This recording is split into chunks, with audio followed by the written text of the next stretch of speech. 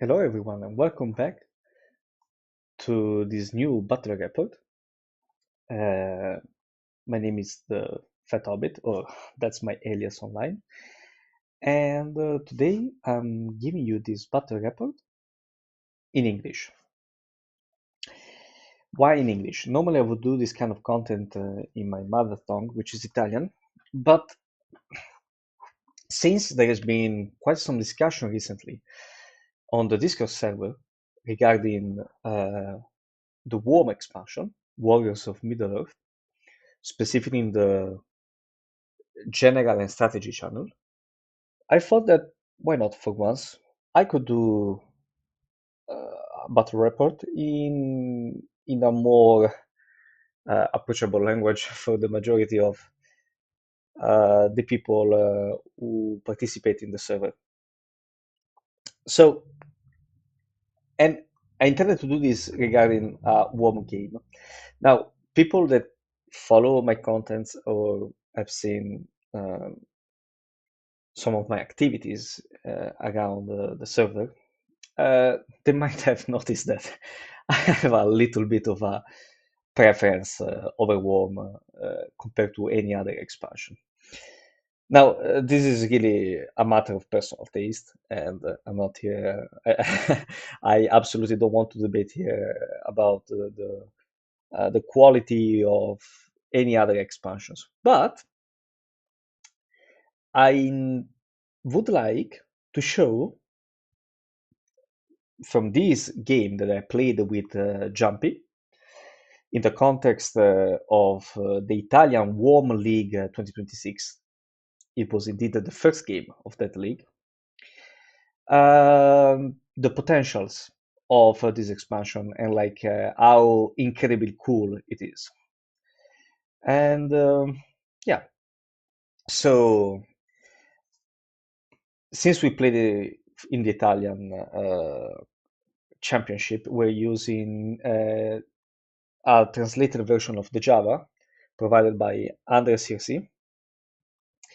And so you will see the cards in Italian, but I will translate them as long as we go with the report in English so that you can understand what's going on. Also worth noticing, if you get inspired after watching this game to play WOM by yourself online, you should get yourself the V7, the version 7 of the JavaScript.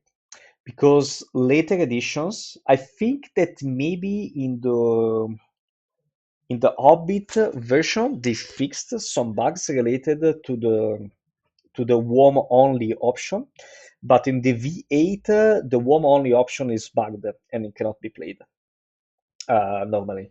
So either you go for V7, which we did with Giampy in this case, or I think the Hobbit version should work as well, but I'm not 100% sure. You should investigate on this.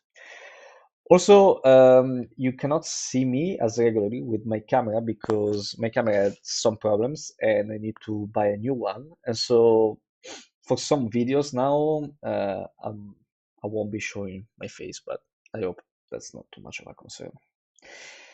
Okay, so enough introduction. I think we can jump right into the game.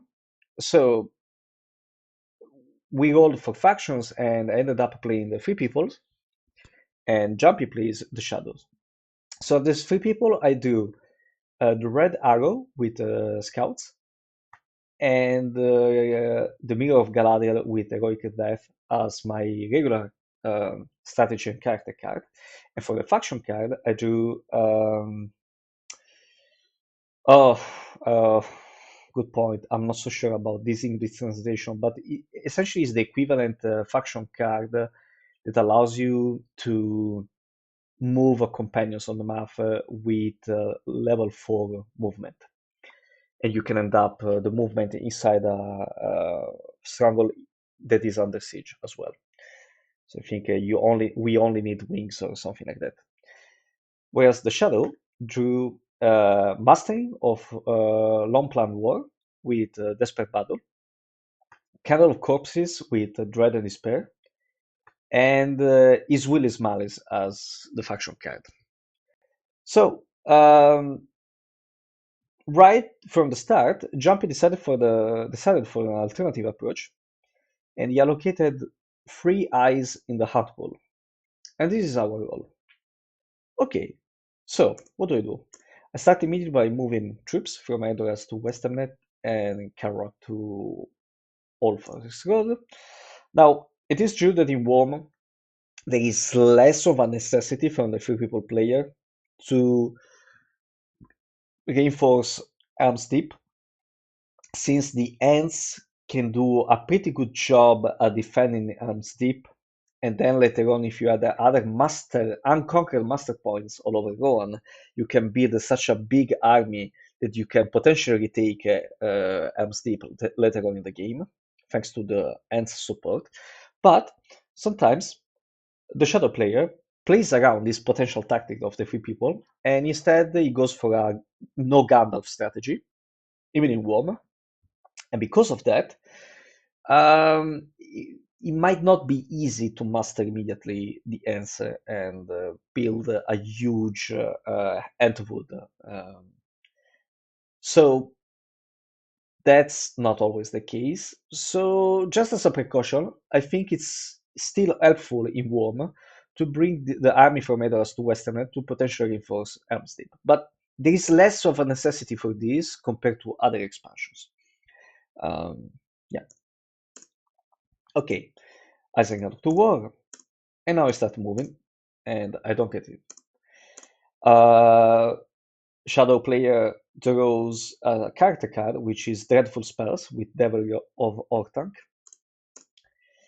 And since I was not sure exactly what to do with this character card, because I cannot play neither Mirror of Galadriel or You Only Need Wings, I decided, for the sake of it, why not try to move a second time? Normally, I wouldn't do it with 3 eyes in the hand pool, but I really didn't have a better option for it. Yes, one option was to move maybe a regular and a leader from Force of Eisen into either Arms Deep or Western Net. But as I said, normally the ends should provide enough support on this region of the map. So I was like, okay, let's just move. And since I have Mirror of Galadriel, and the Shadow player most likely is going to play Saruman this turn, I have a very good chance of getting Gandalf the White next round. So I decided to move again. I get it twice, indeed, and it's a 1. But for a 1, I debate. I debate a long time. I feel like in WOM there is less of a need to kill immediately Gandalf. Uh, because Gandalf is really necessary only for the ends. I mean, not even in that case is that necessary, but it's kind of an easy option to get the ends going on earlier in the game. Eagles, yes, they can be mastered if Gandalf the White is in play, but also if the Fellowship is not in Rivendell. So I might also decide as a free people player to purposely declare the Fellowship outside of Rivendell in order to bring in the Eagles.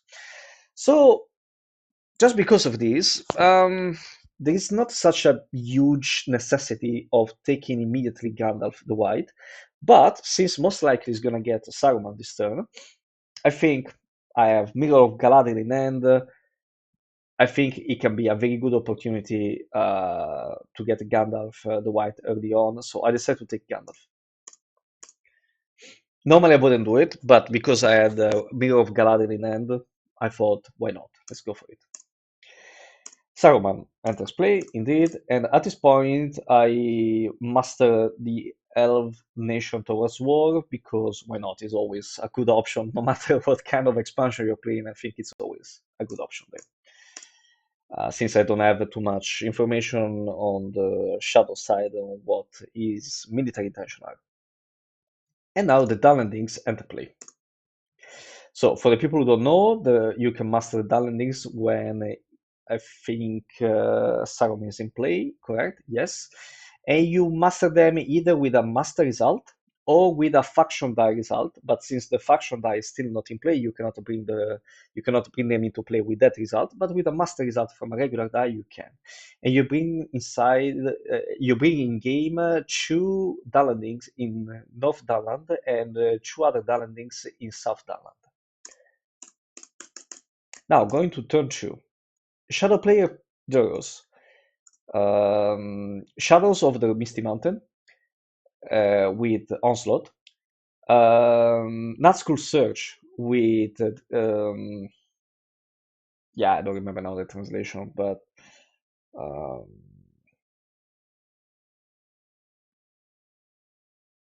I don't remember now the translation, but it's the one regarding canceling the Free People's leadership. And also, Shadow draws a big fleet for the Corsairs. Whereas Free People draws in Swift Lines, Challenge of the King with Sudden Strike, and Guards of the Citadel with Charge. Okay, Fellowship is okay. Giampy again decides to go for the 3 eyes in the hand pool. This is the roll, and this is my roll. Okay, so luckily I don't need to use Mirror Galadriel in order to get Gandalf the White this turn, and since there are 3 eyes in the hand pool, I'm very happy to roll very little movement because I just want to move once, and in case I'm revealed, I just want to hide with the character die, and then potentially use the Master to bring in either the Eagles or the Ends regarding according to what the Shadow players does. So I pass, Sauron goes to war, I pass again. This point, Shadows over the Misty Mountain is played in Moria. I get Gandalf the White in Fangorn. Troops are moving from North Downland into Hollin, I think, and from Moria into Hollin as well. So Shadow play is signaling move to Rivendell.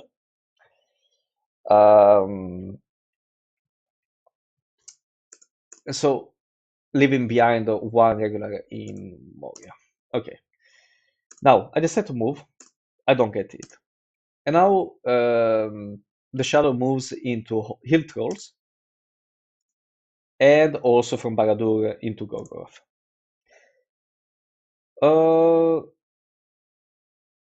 Now I moved the first time and I was not it. Not sure to remember what I did with this character result. Don't. It is possible that I moved again, but I'm not sure. No, okay, this time I decided not to move again.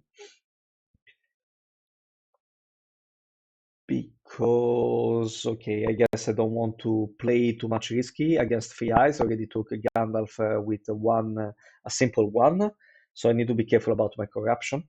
And therefore, I decided to do the movement of the army from Force of Eyes in Western Net, as I described before. Now, Rivendell is put under siege. And now I bring in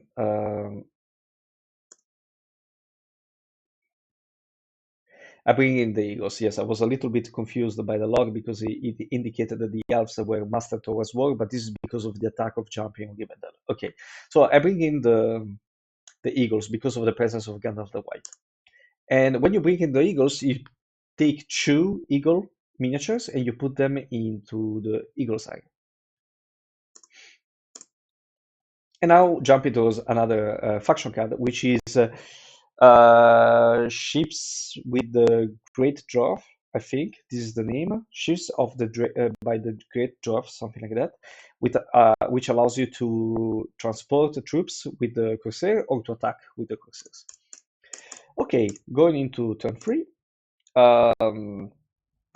Giampy draws a big fleet again, so faction Shadow's faction card are really indicating the necessity of bringing in the Corsairs into the game, and also the Lure of the Ring with They Are Terrible as a combat card effect, and the Shadow from the East with Deadly Strife as a combat card effect. Whereas the free people, as a free people, I drew Rates of Fear, which is great. You always want to see that as a warm free people player. Horn of Gondor, and also the last battle with Daylight as a combat card.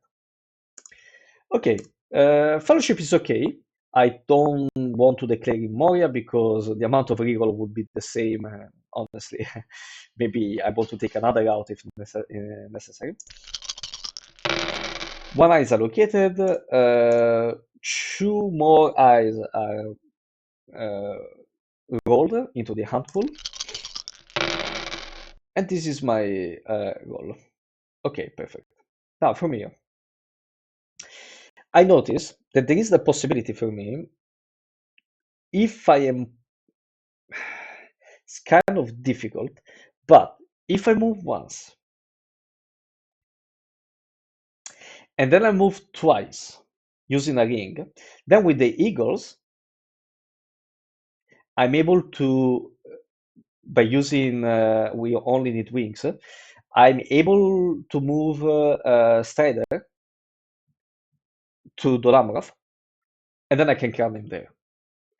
And this is something that is actually very, it's advantageous already in the base game in certain situations, not always in my opinion. I think it's overplayed that strategy, but it's especially good in WOME because essentially the Deadmen not only are very good at defending Gondor, but also the Rohan region. And these are very good targets normally in the Shadow Player strategy. The way you defend the Rohan region is with a faction card, a Deadman faction card called the Dark Door. But we will see it later on. Okay, so I decided to start move a first time. Because actually, if I get a revealed from Moria, maybe I don't need a second movement. I don't need to employ a ring, because I can simply, from the Dreammill Dale, I can simply use You Only Need Wings to separate Strider and move it to Minas Tirith and then crown it there. So without using any ring. But I don't get it, which I cannot really complain too much about. Now, Nazgul get mastered into Morannon and Dol Guldur. At this point, I decide to play in Swift Lines. Now, I decide to play in Swift Lines because there is this good thing in WOME where you don't necessarily need to hard master, for the free people specifically, to hard master your faction by bringing in 1 miniature at a time. But it's a much better strategy to rely on the faction cards, which they kind of play automatically for you in the background. Specifically in Swift Lines, allows you to bring in an eagle faction miniature into the game, or to move the eagles around the map as much as you want. You can choose either option every time you play a faction card. So if I do this early on, and then I'm able to master a huge amount of eagles very fast by also reinforcing my other factions. So it's good to invest in this kind of strategy early on for the warm free people player. Now, Nazgul Strike, Nazgul Search is played to reinforce the siege of Rivendell and also to reveal the Fellowship of Moria, potentially. And indeed, because now I'm actually kind of relieved of seeing this card played by the Shadow player, because this means that I'm able actually to continue with my plan of separating Strider with the Eagles to Minas Tirith and then crown them there. So I reveal Fumoria, and I get a true reveal, which I normally take as a corruption. I decided to hide the Fellowship thanks to Strider Guide's ability with a simple event result. Now, Rivendell gets attacked, and the elves get to war. And he decides to play a character card, which most likely is going to be, if I remember now, not sure, but probably was View of the Ring. I get, even, well, I mean, since they are not too much, this army is not that strong, probably you want to keep a Dreadful Spur as a event result instead of a combat card result. You still have a Dread and Despair, so both options are okay, but I guess the Terrible gets played here. And since I see this, I think I don't want to use an eagle, because if I use an eagle and then I separate Strider, I used all my eagles, and the eagles faction is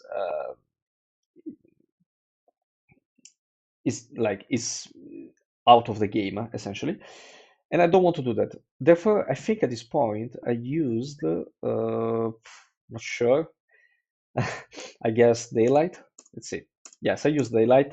And actually, yes, this is another thing. So I was looking just at the character cards, at the regular combat cards, but the factions, they come also along with some very cool combat cards called Call to Battles. And the Call to Battles, for each faction, there are two Call to Battle cards.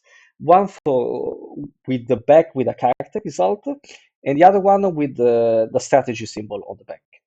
So they still look like regular cards, but they are actually call to battle cards in order to not let the opponent know which kind of combat trick you're going to employ during the battle.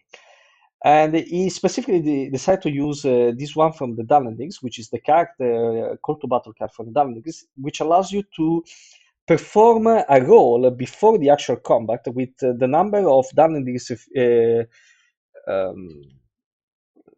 figures in your army, which in this case is 2, and for every result of 6, you inflict 1 hit to the defending army, and for every result of 1, you lose 1 damage. So pretty powerful, actually.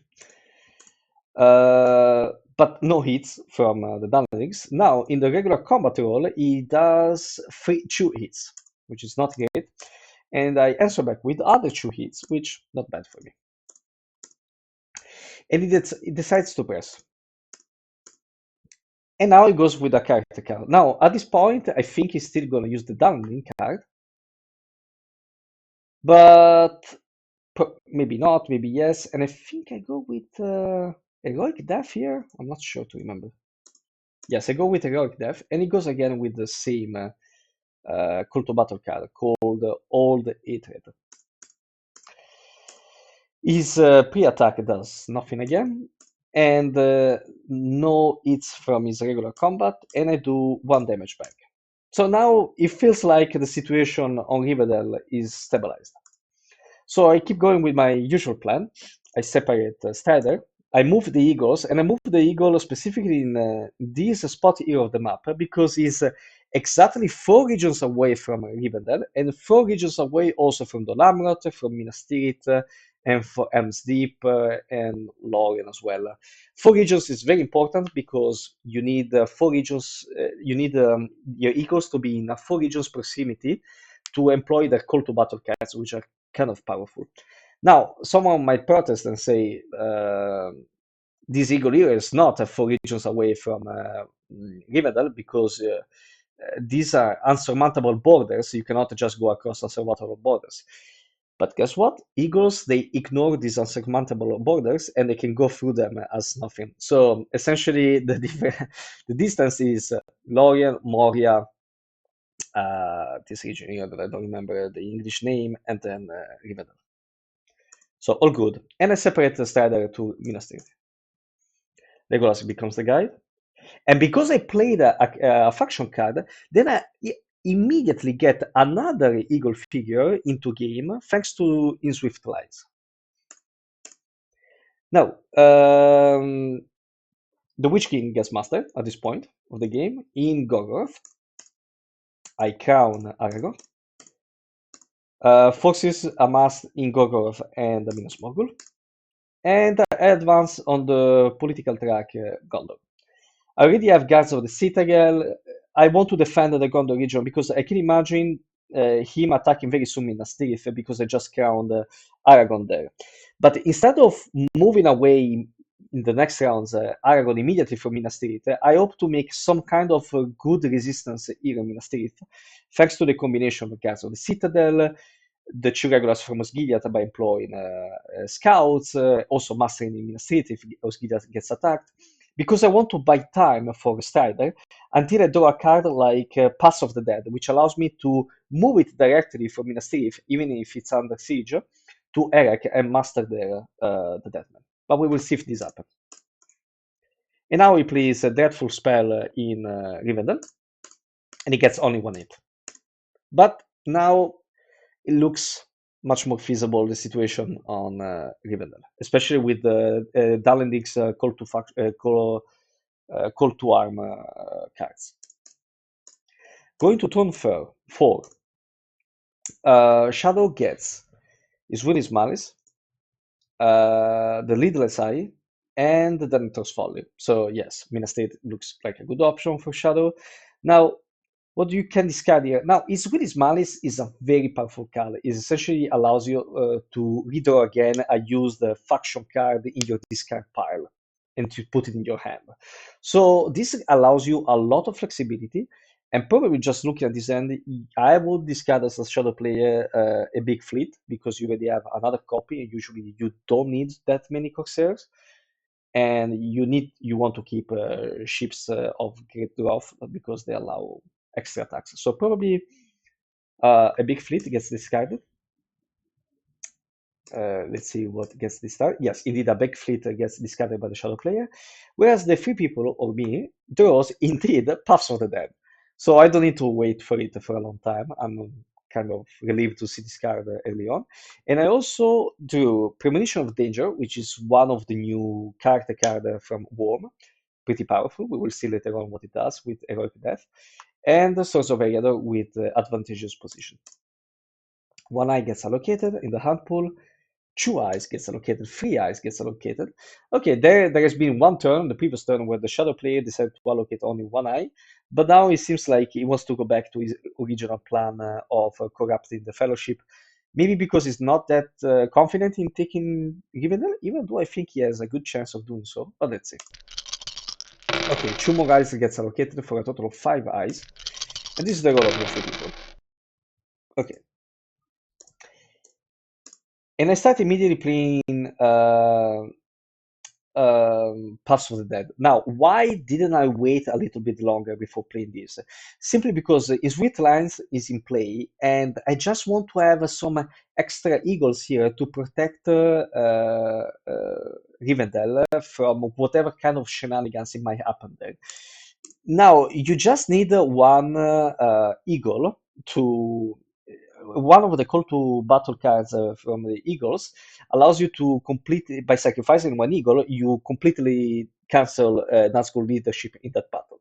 So you don't need more than 1 eagle for that. But the other call to battle cards from the Eagles, which I think is very underestimated, allows you to, at the end of the battle, to roll a number of dice equal to the number of eagles in that region, and for every 6 you do a damage to the Shadow's army, and for every 1 you lose 1 eagle.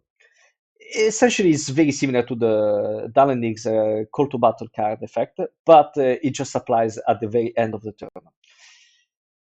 So this is the reason why I'm mastering immediately an eagle here, because I'm actually hoping.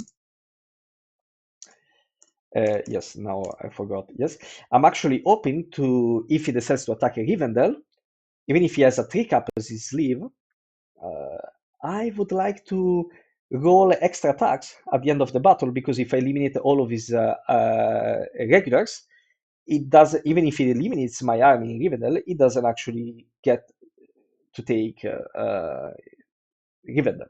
So that's my plan.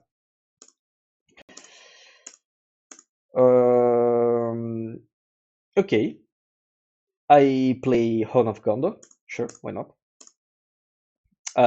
Spiders are brought into the game. Now, spiders enter into the game when the Fellowship is not in Rivendell, essentially, which is not the case.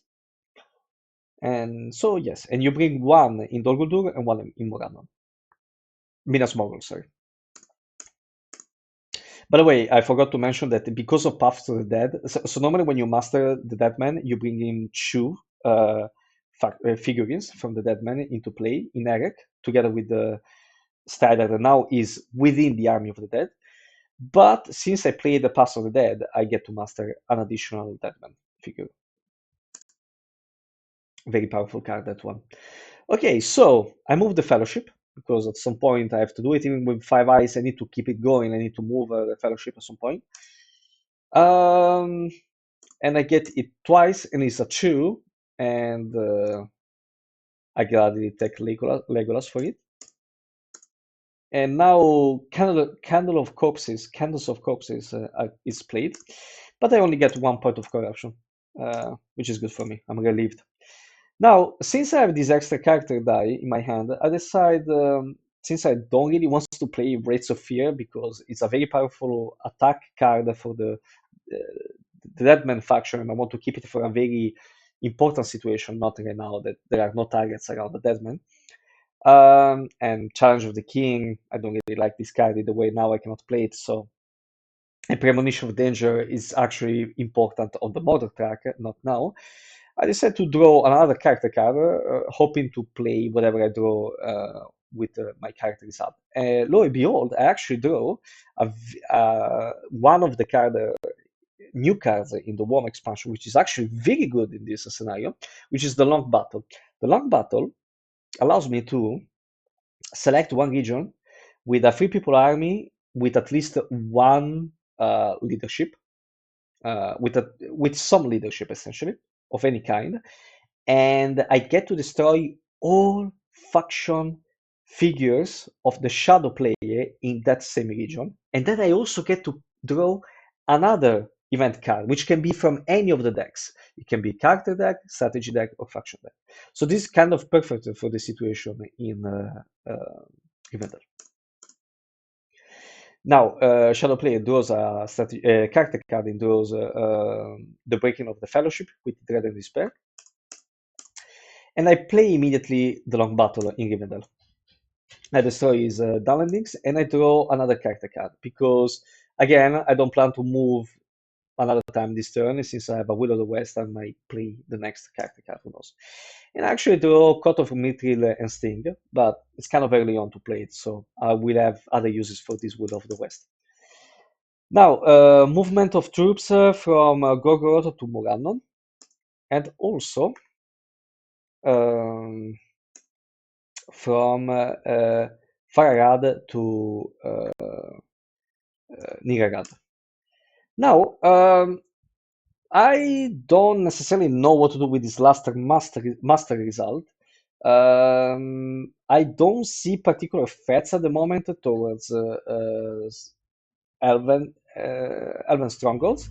Also, I don't want to hard master. I could hard master Gondor to war at this point, but I think it's kind of pointless since I will have a very huge Deadman army that can protect it, and also I have Citadel, I have scouts, so this is gonna be already a big trouble for the shadow player. And normally, mastering towards war, Rohan is not the best of things, and the dual line doesn't seem very bothered at the moment. So my choice is to bring in the Ents already, because why not? And they can also support in defending Minas Tirith. They're actually not that far away. It's 2 regions away, and they can also protect the Lorien if necessary, and they can protect the Rohan if necessary, of course. So that's my decision. I want to bring in the Ents, and it's also good to bring the factions in the game as early as possible as the free people player, because thanks to the faction cards, you actually get to master them much easier later on, and so it's an advantage. Now, shadow player attacks Rivendell, and he chooses a strategy card.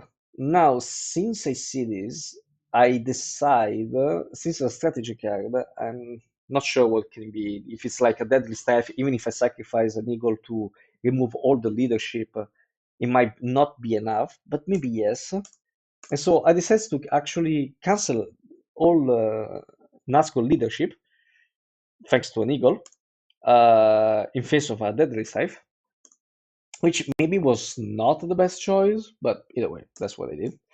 And I actually get 2 hits, so Shadow gets Rivendell. And I get 1 hit back, and that single Sauron regular conquers Rivendell. So these are the first 2 military points for the Shadow player. And at this point, since I have a Will of the West, I decide to move troops from Western Net 2 realms deep. Actually, no, I changed my mind and I decided to play Guards of the Citadel. Yes, because my hand is full, I need to get rid of some cards, and all of these cards are good. So I'm like, okay, let's just play Guard of the Citadel now, and let's see what happens later on. Okay, 5th turn. Now, Shadow player gets Death to the Forgotten, which is a very strong shadow faction card that allows you to attack an army, a free people army containing Rohan or Gondor units within it, with a shadow army that has at least one Dunning in it. And the Dunnings are treated as the regular of Isengard for the rest of the battle. Very powerful card. And also the Palantir of Orthanc with oh my god, I should remember this one. What was the name of the combat card effect? It's not there. Terrible is the other one.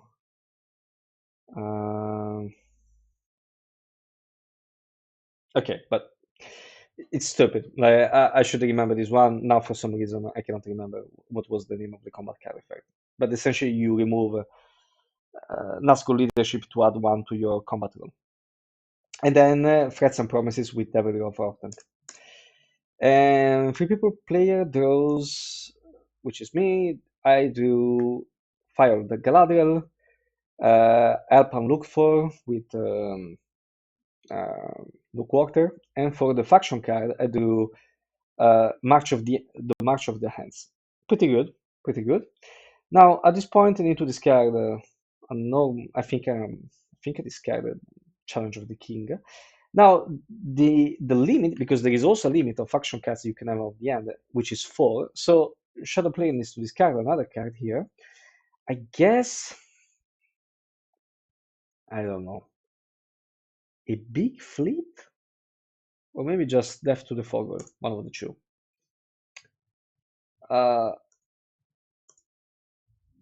I eliminate the Challenge of the Kid, and indeed eliminates Death of the Forgotten. Now, even in, this is the interesting thing about the faction decks, especially for the Shadow player. Just because you discarded a card in your discard pile, it doesn't mean that it's gone. It's actually your discard pile actually kind of becomes like a resource for you. So even if you have a very strong card that you want to use later on, you can put that card in the discard pile. Thanks to his Willy's Malice, which the Shadow player now has 2 copies, he can get that card later on in the game. So you can put in discard pile cards that at the moment they don't look very.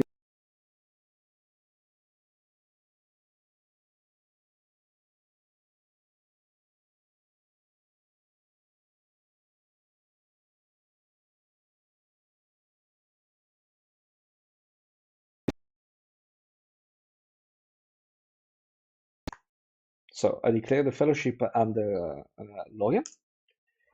Fellowship is okay. 1 eye in the outpool, 2 eyes in the outpool, 3 eyes. Okay, the usual strategy now for the Shadow player. 1 additional eye gets rolled, and this is my roll. And I move immediately because I don't want Nazgul reroll on the Fellowship at this point.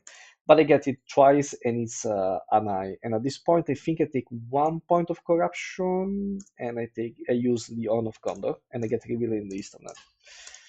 I will not go over too much of base game strategy implications because you can get them from any other battle report regarding base game. I guess there is an overwhelming amount of information regarding strategy now to play 3 people of Shadow in the base game, so I will not get into that. I will focus more on the WOME strategy. So Shadow players plays Year of the Ring. It gets Pippin that gets separated into Western Net. I had the Fellowship with the Will of the West. Some additional Spider gets mastered, 1 again in Dol Guldur and 1 in Minas Morgul. I draw, because with this result I can either play or draw a faction card, and I decided to draw a faction card because I'm hoping to find either I don't remember now the English name. I will remember after, but it's a faction card for the eagle that allows to move the Fellowship. without putting an additional eye in the hand box, which I think is going to be very great for me.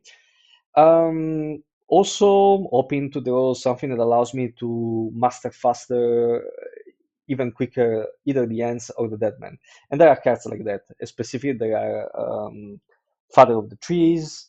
There is another one for the ants that I cannot remember the name for some reason. You have to excuse me. And these two for the ants, and the Stone of Eric for the three people, which is, in my opinion, one of the strongest cards in this expansion. Okay. Shadow player decides to master a Nazgul in Dol Guldur and a regular in Moria. I play Fire of Galadriel because I have too many cards in my hand, either way, and any other cards I don't really want to play at this point. Okay, movements of troops in Dagorlad and this region, which again in English cannot recall the name, which is funny because if I saw the map right now of the English map, I would remember all the names instantly, but for some reason now my mind cannot elaborate speaking in English and reading the Italian map at the same time. So I know you have to excuse me. Okay, at this point I decided to master Rohan towards war because Uline really seems unbothered. The Alps have already towards war. Now I could start to mastering Lauren because I'm not sure what the shadow players intentions are, but I can still wait for that. If I get an extra elite here, I think with the support of the Eagles should be enough with such a small army from Dol Guldur. So I don't want to waste elites in Lauren for that. And since Rohan could still potentially be a region of conflict in this game, I decided to master forward war Rohan region. Okay, the Palantir of Octane gets played, but until I don't see those event results, I don't discard it immediately, especially giving a ring to the shadow player, so I move on. I just master once now in Lorem, just to be sure, because I'm not sure if I'm gonna do it next turns, and I just want to be safe about it. Actually, no, I changed my mind, I think. Yeah. Changed my mind. I moved from West Emnet into Helm's Deep, and then from Iron Needles into Erebor. And now the Shadow moves into Easternet, putting Regals on the Fellowship, and then into South Viria, leaving one regular behind. This is especially important in WOME because with the help of the Deadman and the Ants, three people has slightly, because people think it's a huge advantage to the three people, but I think this is a very big misconception. There is a slightly bigger advantage for the three people in getting a military victory game. Um, but it's not that often. It's much less frequent than you would imagine. Anyway, now I move on, and I play the red arrow, so I keep mastering towards war the one, and I put one regular, one elite with leader in Edoras. And we move on to the sixth turn, where I do again by chance or by foresight, very good faction card for the three people. There I'm back again with Brave Stand and Greenburn, the old with Scouts. Whereas the Shadow player do Servants of Sauron, one with Soren Toil, and the Shadow moves. I guess that's what's the name. Essentially, is the strategy card that allows you to move 4 different armies on the map if all of your Shadow nations are at war. Now, at this point, I think it would be good for the Shadow player maybe to discard Servants of Sauron because it allows you to draw 3 cards from the faction deck, and you get one of them and you put in your hand, but then all the other cards that you do together with your discard pile, together with this card, gets shuffled back together into the faction deck. And since you have maybe if you don't care about um, as a shadow player if you don't care about death to the Forgoil, then yes, this card is pretty good. But I think that card has some value, and I don't know. I wouldn't then like to discard any of the other cards. Maybe a Great Fleet a big the great fleet maybe, but I don't know. Anyway, the shadow player decides to discard a big fleet or great fleet. I cannot remember the English name. Fellowship is okay. One eye in the hand pool. Again, same story. 3 eyes. Another one gets allocated, and this is the goal for the 3 people. I'm happy to see only one movement. I don't want to move a lot, and I get to prepare myself to do a lot of crazy stuff. This is one of the advantages of WOME. A role like this is fantastic for me. Even if there was like only one eye in the hand pool, I don't care. The 3 people's WOME faction are only about extending a game for more turns in terms of military advancement for Shadow. So you want to slow down Shadow's military advancement as much as possible. And you just get the game longer and longer, which I actually think this is what, in my humble opinion, what a good expansion of this game should do. Because in that way, just by expanding the game longer and longer, you're not putting first of all, it gets more balanced because both players get to roll more and more dice, and so luck still is important, but it gets smoothed out more than in other games, and you can really manipulate your strategy in order to achieve your goal in a much more consistent way. Uh, Not only that, WOM is conceived also not to give too many good corruption options to the 3 people. In the sense that yes, you separate companions, you create these very strong defenses, but it's not that there are not there is no Smeagol like in Lords of Middle-earth, and there are not cards like Safe Paths in the Dark or Galadriel's ability to just redraw an eye, or even the ability of the alternative Hobbits, which I love, but like they get to cancel completely one ant tile that gets drawn.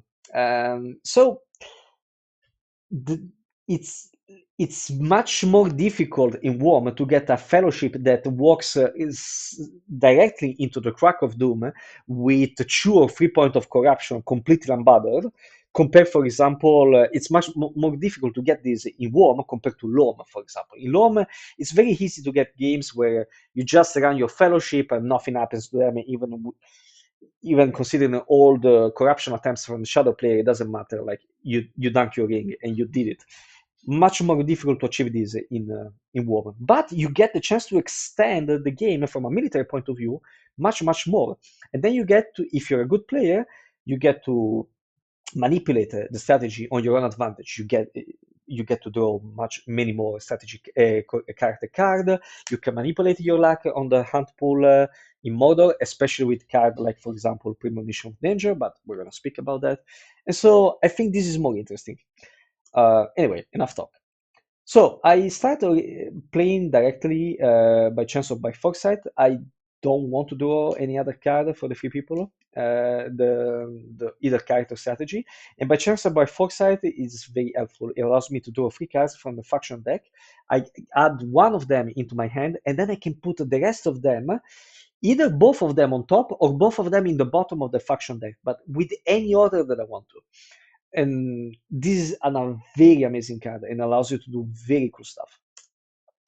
So I draw the Dark Door, which I mentioned before, Swifter than any wind. I think that's the name in English, that allows me to master an eagle figure and also to play after that an additional faction card, or to shuffle back into the faction deck again all previously played Eagle faction cards in the discard pile together with this one. So I get the option, I can choose what I want to do with it. And also Saruman is our neighbor. Now, I will not spend too much time explaining Saruman is our neighbor. I think of all the faction cards between the Shadow and the 3 people's faction cards in this expansion, this is definitely the worst one. So I won't spend too much time explaining it. And I just added the Dark Door in my hand because I will explain later on what it does. It's pretty powerful. And I think I'm going to put both of these on the bottom because I'm interested to draw other cards. The first that I'm gonna put in the bottom, since it's gonna be the first one that I'm going to draw later on, if I deplete completely the faction card, which is not going to be impossible as you will see, I will put the Eagle faction card, and then at the very bottom Saruman, because I really have no interest. Saruman is our neighbor. I really have zero interest for that card. And because I played a faction card, I get to use his Swift lines, so I can decide either to master another eagle or to move eagles around in the map. And since I'm seeing this imminent attack in Minas State, I decided to bring the eagle from the Eagle's Eye in Western Brownlands to give some support into this imminent attack. Now, Shadow continues its advancement to Gondor, moving troops in North Ithilien and Western Argondor. I move the Fellowship once, because at least once per turn I should move. I get it 3 times. It's a 1 reveal, luckily. I take 1 point of corruption, and I reveal in Duradon Forest. Now, Giampy plays the breaking of the Fellowship, but it's an eye, so no effect. I play again by chance or by foresight, first of all because I want to get those good cards for both Deadman and the Ants as soon as possible in my hand. But I also want to put this extra eagle here in Swift Lines in the Eagle's Eye, because if these 2 eagles gets used into an imminent attack in Minas Tirith, I need to have 1 extra eagle so that I don't lose the Eagles faction. So that's what I do. So what do I draw for by chance or by foresight? I drew Lift Up and Born Far Away, which is the card I was mentioning before, that allows me to move the Fellowship by using 1 eagle and not adding that die in the hunt pool. Very, very helpful. The Union of all of our strength, super powerful 3 people faction card, which I will explain later on when the chance arises, and another copy of Rates of Fear. Now, I think I don't want another copy of Rates of Fear. I think I will need just 1 for the moment, and I can still draw it later on. And I think for the moment I'm just put into my hand the Eagle cards that allows me to move, because I need to be careful with the Fellowship and I want to move safely. This is my priority right now. And the other 2 cards I put in the bottom. First I put in the bottom no, I didn't do so. Okay, I put the Deadman to the very bottom because I wanted to do first. Yes, that was my reasoning. I wanted to draw first the Union of all of our strength, because so it's the second to last card in my deck right now, because I want to draw it first later on in the game, in the very late game, because in the very late game I'm gonna be in Mordor, and when I'm in Mordor I want to have that card, because with a master result, because you can play also with the master symbol, with a master result I get to, by discarding a faction card from my hand, which has either an eagle or a deadman or hence a faction card, I get to draw a card from any of the decks that I have. So I may choose to, with a master result, to discard a faction card from my hand and draw a character card, which is going to be very important in the late game. That's why I put that card second to last. I'm being vocal about all of this because I think there are not enough battle reports regarding WOME explaining all these little details and important strategies behind it. That's why this battle report is going to be much longer compared to any battle reports that I've previously done. But I think it's important just to give a little bit of perspective of the potentiality behind this expansion. And because I played a faction card, I get to master the last eagle from Swift Lines, and Swift Lines gets discarded. Okay. Now, Shadow player draws another faction card, which is the Children of Ungoliant, which very good. When it gets played, I will explain what it does. And here it gets to discard a card. I think you will discard the Servants of Sauron. No, it decides to discard. Okay. Giampy decides to discard ships of Great Draft in order to keep Children of Ungoliant. I think the reason behind this is, again, as I said previously, you can still draw ships of the Great Dwarf later on in the game by using Iswilis Maris if you're going for a military approach. But since now is probably going for a full-on corruption approach, you want to have a Children of Ungoliant in your hand, and by using his Willy's Malice, you can redraw it many times, you can play it multiple times. Maybe I should explain what Children of Ungoliant does. Children of Ungoliant allows you to move spiders 2 moves, 2 regions, um, and then if one of the spiders is in the same region of the fellowship, you get to discard one, and you give 1 corruption point to the fellowship, unless the fellowship decides to reveal. So either you're slowing down massively the fellowship in this way, or you're just getting so much corruption for the value of 1 card, and you can redraw it 2 times more, which means potentially 3 corruption point, which is very huge. Okay, at this point, I need to decide what I want to invest in. Since I drew the Dark Door, which, as explained before, allows me to protect both Gondor and Rohan, I decided to invest on the Deadman instead of um, the Ants.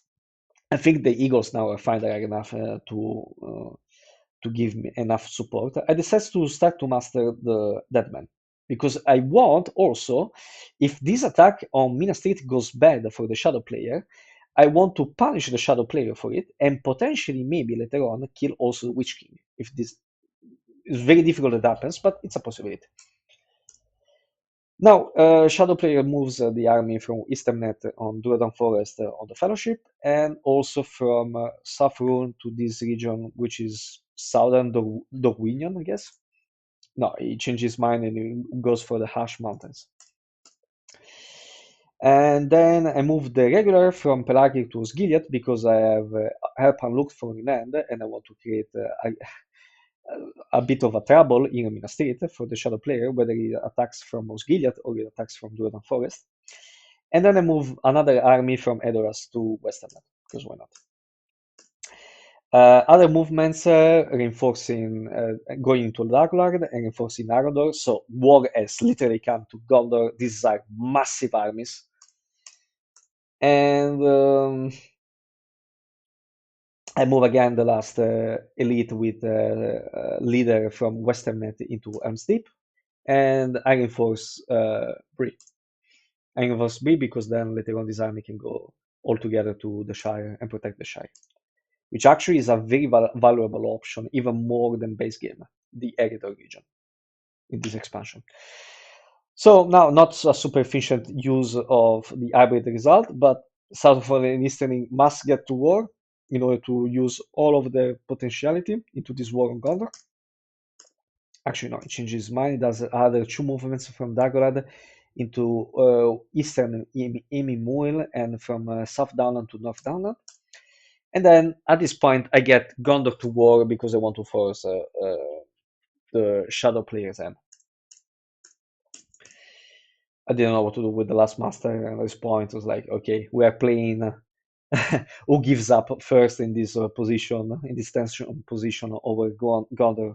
I might as well bring Gondor to war by myself and start mastering Minas Tirith next round. Okay, next round we have Armed by Saruman, very powerful faction card by the Shadow player. The Ring is Mine and Strongly Guarded. Now, I will explain only faction cards when they will actually see any kind of, if they're actually playing a part in the strategy thinking of the Shadow player, or if they're actually going to be played. I can kind of tell right now that by Saruman will not be played in this game, but it's a very strong card, and you should definitely check it out. And here I can imagine the Shadow player maybe discarding by Saruman, of course, and maybe the Lidless Eye. Yeah, something like that.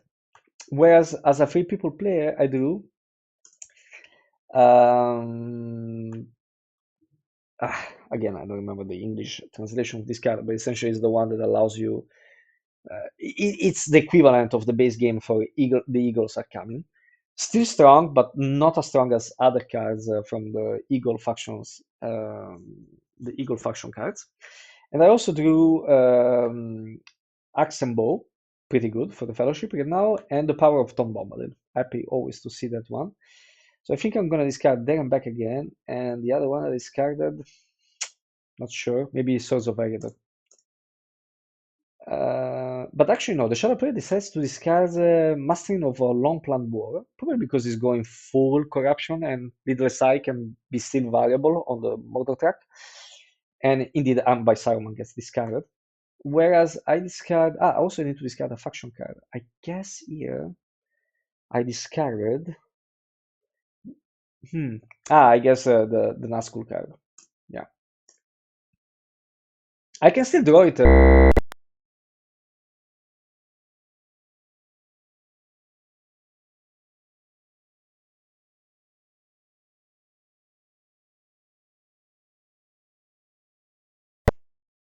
Sorry, I had a little bit of a disruption with my microphone.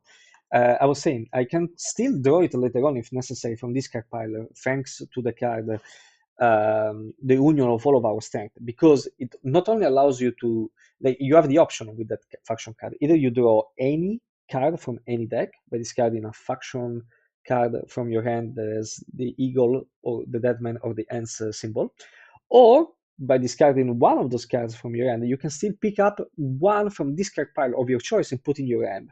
But it must be from a different faction from the card that you just discarded from your hand. So slightly less powerful compared to Iswilly's Malice from the Shadow faction card, but still very, very, very powerful. Probably even more powerful if you consider all his potentiality overall. And indeed, there and back again, Swords of Eredor are gone. Okay, Fellowship is okay at the beginning of the seventh turn. Sorry. Again, 2 eyes in the hand pool, 1 additional eye gets rolled. This is the roll of 3 people. I start mastering in Minas Tirith, another elite. Osgiliath gets attacked by North Ruthenian, I guess. He plays he plays a character card. Okay, that's why he kept Little Side maybe to cycle it in this occasion. I use scouts, and when the scouts go, they go to Losranak. And he cycles into Morgulwood. I master again in Minas Tirith because why not? This is the plan. And now he attacks Minas Tirith. And now my plan is, if this attack goes very badly for him, I get the chance to destroy his Witch King thanks to the with the Deadman from Eric by playing Race of Fear by using a character result. Either way, I don't want to move more than once this turn, so I'm probably gonna hide and move once. So I have one extra character result. Yes, I could play X and Bow, but in this situation, if I can kill his Witch King, is gonna be huge. So I don't retreat into Siege. Chooses a shadow card, which is probably going to be a shadow combat card. Is going to be Swarm of Bats. Yes, indeed. And I went for, I can't remember now, most likely advantageous position. Indeed. No, and he went for Deadly Strife. Okay, interesting choice. I'm also relying on this battle to be successful for me because I have 2 eagles that allow me to cancel completely his leadership. Okay, given that it's not too much at this point, it's just the Witch King, but still. Okay, and he only gets 2 hits against me, and I get 3 against him. So, okay, overall, not the deadliest of stripes. It presses, and I could retreat into Minas Tirith now, but if I retreat into Minas Tirith now, the Shadow Army is going to be just one region too far away for me to use the Deathman and to kill him. And so, I'm like, no. Let's try to hold this battle and let's try to weaken him enough, and then let's try to use the Deadman. I'm making a gamble here. So I stay. He draws into Shadow, the Shadow Gathers, I think. Yes, I stay. And he uses Swarm of Bats, probably because he was okay. Yeah, makes sense now to play it. And I wanted to use an Eagle card, but I cannot because of Swarm of Bats. So he gets 3 hits against me, and I get only one hit against him. But since our forces are still kind of comparable, I'm really, since now his Swarm of Bats is gone, and I have 2 Eagle cards, I have 2 Eagles that I can use, I'm really betting on it at this point.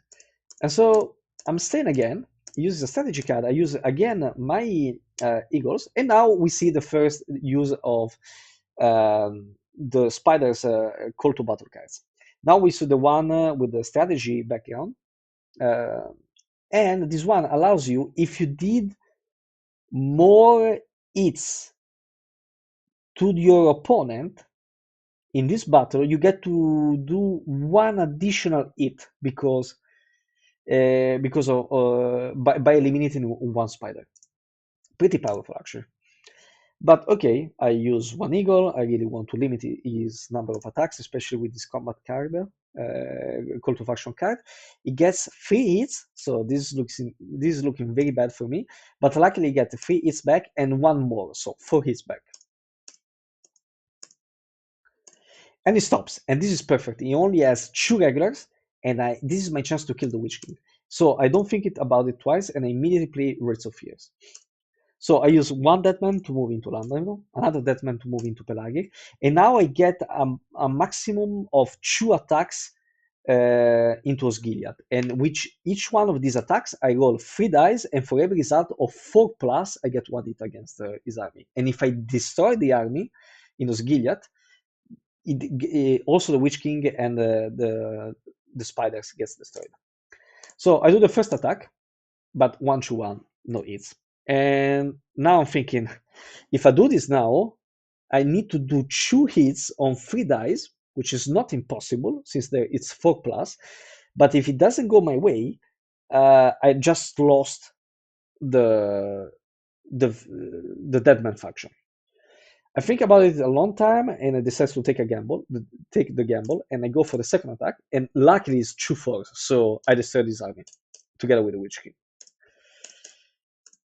Now he moves from North Ithilien to Osgiliath, and then from Eastern Emimur to the marshes. I master again one regular in Minas Tirith and one regular in Dolamrot, because I want to start to think about Dolamrot is going to attack there soon enough, and just another regular in Minas Tirith, so that my help and look forward is going to be maximally efficient from the attack from Losenet. He moves Nazgul around. I hide the Fellowship. He moves Southern and Eastern towards war. I decide to master another end. Now Deadmen are gone. I cannot master them again anymore in this game. So it's just about eagles and ants. And I decide to master the ants because I have the March of the Ants in my hand, and I can still do some damages to the shadow forces that are trying to attack Minas Tirith. Combined with my help on look forward, I should really delay this military advancement here. Some more spiders gets recruited in Dol Guldur and Minas Morgul. And now I move the Fellowship once, but I get it, and it's a 0 reveal, and so I cannot declare an extra round in Minas Tirith and heal from there. But okay, I should probably be good enough. It's not great the situation with the Fellowship, but I have good character cards. Okay, let's see what happens. So Minas Tirith gets attacked from Duran Forest. Okay, I go under siege. And we go into the 8th turn of the game, where Shadow plays those Servants of Sauron as a faction card, Orc Patrol, and Pits of Mordor. Now, you have to discard as a card or a strategy card here, which is going to be... good question. Maybe either Pits of Mordor or Denethor's Folly. And for the 3 people, for the here, what would you discard? For the Shadow, the faction card, maybe a Servants of Sauron. Indeed, a Servants of Sauron gets discarded, and then Denethor's Folly gets discarded. And I drew Take Someone That You Can Trust, another wonderful card. Additional character card from the WOME expansion that allows you to, if both Merry and Pippin are in game, are in the Fellowship, by discarding this card from the table, I may ignore the reveal icon on any untile that gets thrown. Unfortunately, though, Pippin is not in the Fellowship, so this is just a mighty attack combat card effect. And King Brandsman with Shield Wall. Again, twice the outful, one more roll. This is my roll, pretty good. I start by playing immediately Help and Look for Dominus Teeth. Cards, he uses the which is actually pretty clever. He uses the the Spider's Call to Battle card that allows him to do an extra hit if he does more hits than me.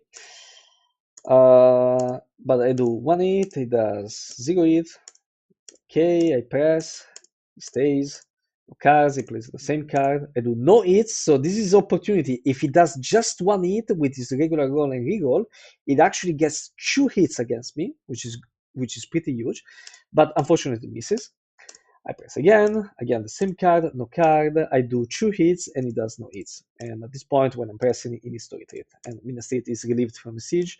Now I debate on how many troops I should bring into Minas Tirith, but I ultimately decide to bring everyone because if he's attacking from Osgiliath into Minas Tirith, I can use an eagle and it's not going to do too many attacks. And yeah, I want to take advantage of all the troops that I have in Minas Tirith.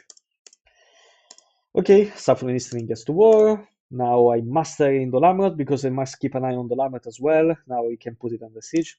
And the dead men are gone, so I need to be careful about it. Indeed, advances in the Duran Forest and Peragir. At this point, I the Fellowship. Ambar gets the Corsairs finally, since the Saffron and Eastern are at war, and you get 3 figures of the Corsairs in Umbar. Now I play Axe and Bow, yeah, because I was debating maybe by playing there is a possibility that I can make it to Mordor this round by playing the faction card that allows me to from the Eagles that allows me to move the Eagles and to sacrifice one to move the Fellowship so that I don't add this character die into the hand pool and then I can move a second time with no extra die from the 3 people in the hand pool, which is pretty great. But if I do that, then I'm only left with 1 Eagle and I'm a little bit scared about the situation on the Lamrot, and I would like to also have an eagle to support there. So Shadow military advancement is not that great, and I'm taking a gamble. I prefer to optimize corruption strategy so that also like if I'm moving now and I get hit, I can if I lose Gimli, it's pretty bad, and I want to use also his character card in order to absorb corruption. So indeed, the moves to Lamedon and Losranak. I master another end because I want to pretty soon next turn probably attack in the Duran Forest. He attacks the A. Okay, under siege. I try to move the Fellowship only once. I get it twice, and I'm revealed. It's a more reveal. I use X and Bow. I'm revealed just outside of Moria. It's okay. He masters another elite in Dol Guldur, and now I have the Fellowship, and we move on to the 9th turn. In this turn, Shadow player draws another ships of the Great Draft. So like his faction deck is really screaming to him, go military, but it's not listening. It's going another way.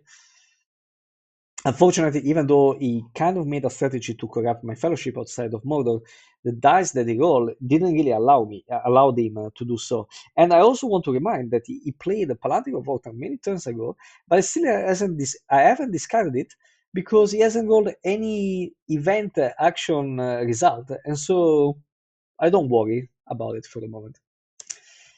And he also draws the Nazgul Strikes. The Nazgul Strike, sorry, and the Return of the Wish King. I guess at this point, would you discard here? Not sure. Not sure. Maybe Pits of Mordor. Maybe so, but for the faction card, would you discard? Huh. Maybe you discard Children of Ungoliant at this point. It's too late for it. So Pits of Mother gets discarded. One with Solid and Toil gets discarded as well, which I think makes sense. Now I'm pretty close to have no companion, so and maybe you want to play other cards now to reveal the Fellowship into Minas Morgul. And actually, no, it decides to discard is Wood's Maris. Okay, interesting choice. And I do Riders of Theoden, Wizard Stuff, and also the Father of the Trees. Fellowship is okay. One eye in the hand pool. This is the roll, and then this is my roll. I'm a little bit worried about Day Without Dawn, but let's see what happens. I start immediately by playing Father of Trees that allows me to master another ant in Fangor, but potentially I could also create another Antwood in the Old Forest if the war was spreading towards the Eredor region, which is pretty powerful effect. But since Eredor seems kind of unaffected, and I can still play this card later on from the discard pile, if actually Shadows goes into the Eredor region, I just master it in Fangor regularly, because I want to amass enough forces here to then deliver my attack on Durotan Forest. He plays Ring is Mine, and now actually draws, thanks to the Palantry Overtank, which is not on anybody's side. It's an additional card from the WOME expansion. It allows you to put it into the game, and free people player cannot play any faction card or call to battle cards from the Ants or the Eagle, but it can be easily discarded by using a Will of the West result, or if Gand of the White is in play, using any kind of results. So this card is can be potentially good, but is also very easily discarded. At this point, I move the Fellowship because there is no reroll on it. So I move once. Okay, I don't get it. Now, Shadow player starts to master in Orphank. I put another Ant. Another Corsair gets mastered in Amber. At this point, I move again because I want to avoid cool weather. And with one eye, I'm taking that gamble not to get hit in this movement, and I do not. And so, and then he starts to move troops from Amber to Western Arundel and into Osgiliath. At this point, since I'm seeing the attacker getting into Minas Tirith quite soon, I bring in Treebird. Now, Treebird, everybody wants to play Treebird, and there are very few occasions where you can successfully do so. Actually, I would argue that the chances that you can successfully play Treebird in a base game or long game are so slim. Like it can happen, but like it's a very memorable game if you actually get to do so. In war, it's still not as frequent, but now there is actually a good reason to master Treebird. And the reason is you get to reroll one ant attack, one die for every ant attack, whether it's because of March of the Ants or by using one of those Call to Battle cards. And this is huge. Now it actually makes sense, mastering Treebird. And this is what WOME does for you as well, one of the other advantages. Now, for some reason in V7, there is no Treebird figure, which is a little bit of a shame. So in order to signal that I have Treebird in Fangon, I use political token. Some other masters in Orphank, pass, he attacks Minas Tirith finally. I stay because I want to play, I guess, the Eagles cards. I cannot remember. Ah, no, okay, I play Shitwall, he plays Swarm of Bats, he gets 1 hit, I get 2 hits back. Now he passes and I retreat back into Minas Tirith. And now I go for the Ants, March of the Ants. I move 1 into Easternet, and now since one ant is neighboring this army in the Duradon Forest, I get to attack it by removing 1 ant from Fangor. And I do so, and attack it, and I get 2 hits, And if I wanted, I could have rerolled the one here, thanks to Treebird ability, but there is no need. Again, here the hands hit with every result of 4 plus. So this is identical with the Deadman. You roll 3 dice, every 4 plus is a hit. But since there are only 2 of them, I don't need to reroll. 2 non-forest, they're killed. And now I continue, since the ants have disadvantage compared to the Deadman. The Deadman, once you do your attack, you cannot keep moving. That's it. It's over. The Deadman allow you to retreat the Shadow Army once your attack is over, if they've not been completely destroyed, which is pretty important in certain situations. But ants are quite flexible. In this situation, I can keep going, creating my chain of ants and attacking also into Minas Tirith. So I move another ant into Garden Forest, and now I can attack into Minas Tirith. I take the first ant, and I do one attack, and I go in with the reroll of Treebird is 2 damages.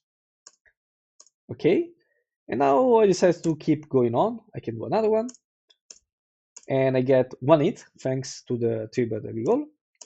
And now I stop, because if I use the last ant from the tree entry handwood, the ants are out of the game. And I still have not many, but I still have 2 more hands that I can muster, and they can be pretty important. By the way, even if now my March of the Ants is gone, I can still use the ants through their Call to Battle cards, since they're neighboring a region where the 3 people player is getting attacked. So if I master these ants later on, I can still use them from there without needing the March of the Ants. And I decided to stop there. Now, the Nazgul Strike gets played. Nazguls are moved into the A, and now the Fellowship gets a free. So I take, which is not good, I take Gimli, 1 corruption point, and with the last Will of the West, I decided to discard the Palantir of Vortank, because it could be great later on for the Shadow player. And he plays Orc Patrol, but it's an eye, so nothing. Now, going into the 10th turn of the game, so we finally got into Mordor, but this is the advantage, this is what I was talking about before, which from my point of view is an advantage for WOME. The game gets spread into more and more turns, and now it actually feels like a war. Now it actually feels like, still, the 3 people, they don't have the upper end, because his shadow is putting military pressure, but it's not so effective as before, and I can actually pull off a very credible defenses of my strongholds.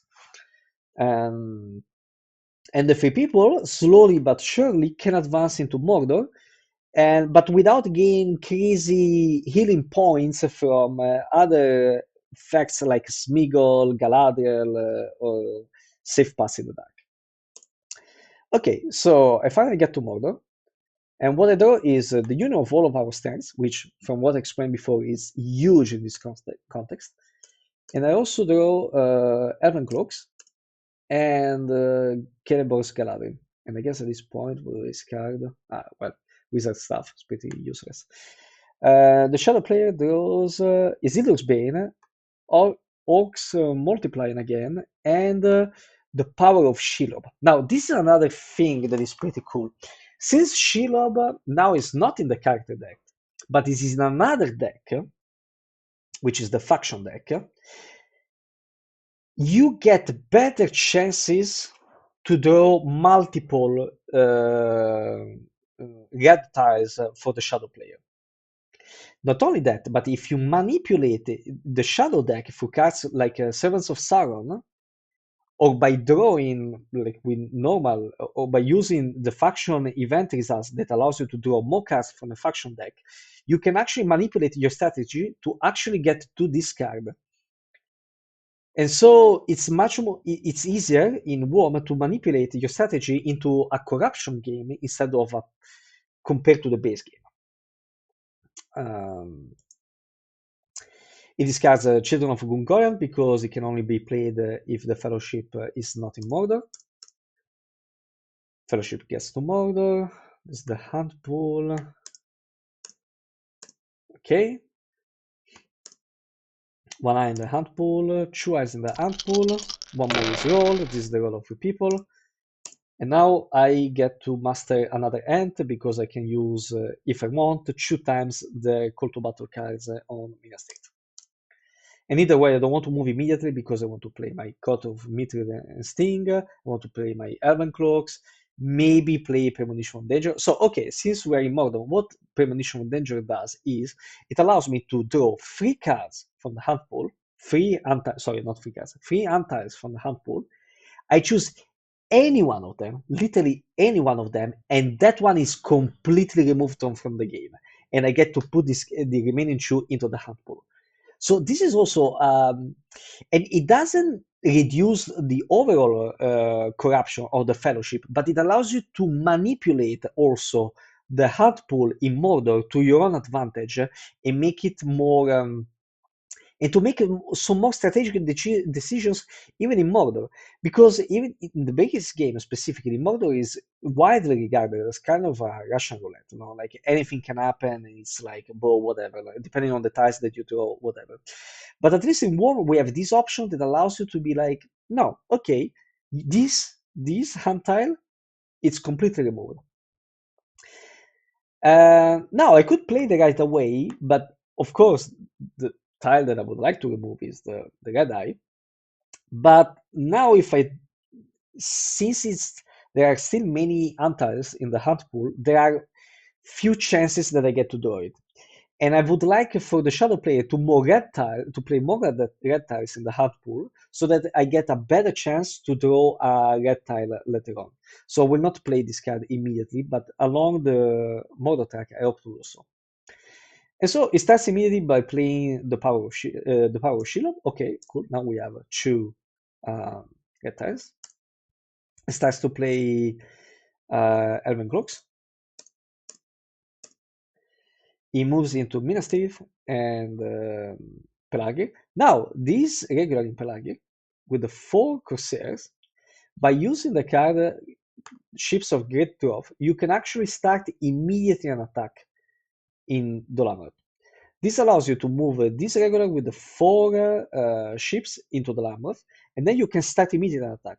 Because the transport card, because every Corsair may transport up to 2 units and any amount of leadership, but no more than that. So this army can only transport up to 8 units. Okay, he only has 1 regular, so it doesn't matter. But then wherever you merge your army, in wherever region you have merged your army from your regional position, then you can immediately start an attack from there. Okay, and then now I play the unit of all of our strengths, because as I explained before, I can discard now a faction card with any symbol on it, which can be the Deadman, the Eagles, or the Ants. It doesn't really matter at this point. I just use it to draw a character card, because I don't plan to move more than once in this turn. And let's see if I can draw something interesting that I can play. And I used a master result in order to do this. So I can really manipulate my strategy, which is pretty good.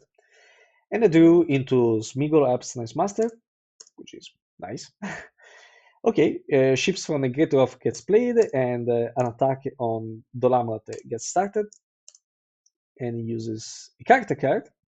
Not sure what he's going to play, so I use, since it's a character, I want to cancel potentially his Nazgul leadership, but he actually tricked me, because this was one of the Corsairs call to faction cards, call to battle card, and this one is incredibly strong, and it allows you at the end of the battle to discard 1 Corsair to extend the battle by an additional turn.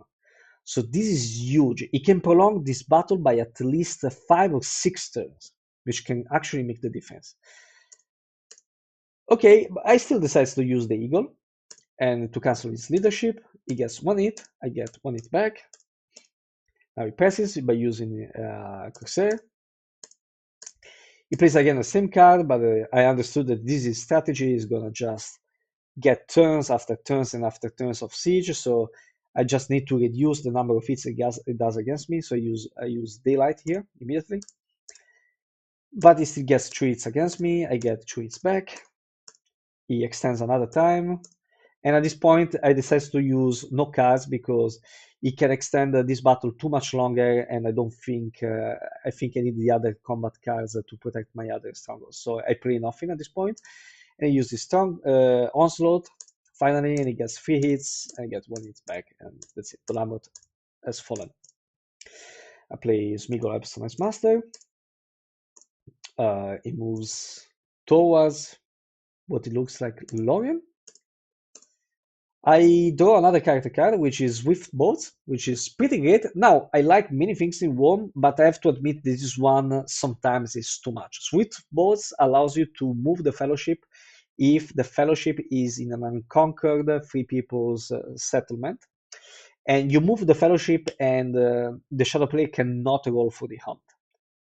So, pretty powerful. I have to admit that of all the things introduced in this expansion, this is probably very unbalanced. But to be fair, it plays such a small role because it's very situational. You need to be in an unconquered Free People settlement in order to play it, and sometimes you just there are not many eyes in the hunt pool, so if you just move in, even if the Free People player, even if the Shadow player rolls, it doesn't hit you anyway. And also sometimes you don't play it with the event result. So it's very unbalanced, I have to admit it, but you don't get to play it that often. And when you get to play it, also it's not, I don't think it's game changing, to be fair, even if it looks like. Okay, armies are amassed in Dinville, but I don't worry too much about Lorien because eagles are protecting it, and also I can still protect it with the ends if I get to master more in the next round. Okay, at this point I play Court of Mitterrand Sting. He attacks Lorien. It's okay, and then finally move the Shalopy, and it's Chilo. Okay, well, no problem. I've got, no? But no, I get the ring is mine as well. This was very bad. I do the only 2 red tiles in this big ampoule with 3 blue tiles. But it's okay, it's okay. The game is still not over yet. 3, reveal and stop. I lose all of my companions. And I'm still at the first step. But the game, okay, I'm not worried about speed-wise because this game can still go on much longer thanks to the Free People's faction. So we go on into the 11th turn, and this turn I do. I will go alone through a day and night, and by chance or by foresight. Okay, and the Shadow player do Storms of Flocks of Creebane, Half Orcs, and Goblin Man, and Evil Things. Evil Things is super good as well. It's pretty much an Orc Patrol using the spiders. The problem is that you can only do it when the Free People is not in Mordor, so it doesn't really matter in this context. But either way, one eye in the out pool, one more eye gets rolled, and now I need to do something fast because all these event results are good for the corruption strategy of the Shadow player. So I hide. He plays immediately Isildur Spain, but it's another eye. So all these cards were not very effective for him. Okay, he got 2 red eyes, 2 red tiles, one after the other. So yeah, I think it's okay. He's doing fine. I draw an additional character card, which is Majesty and Glory.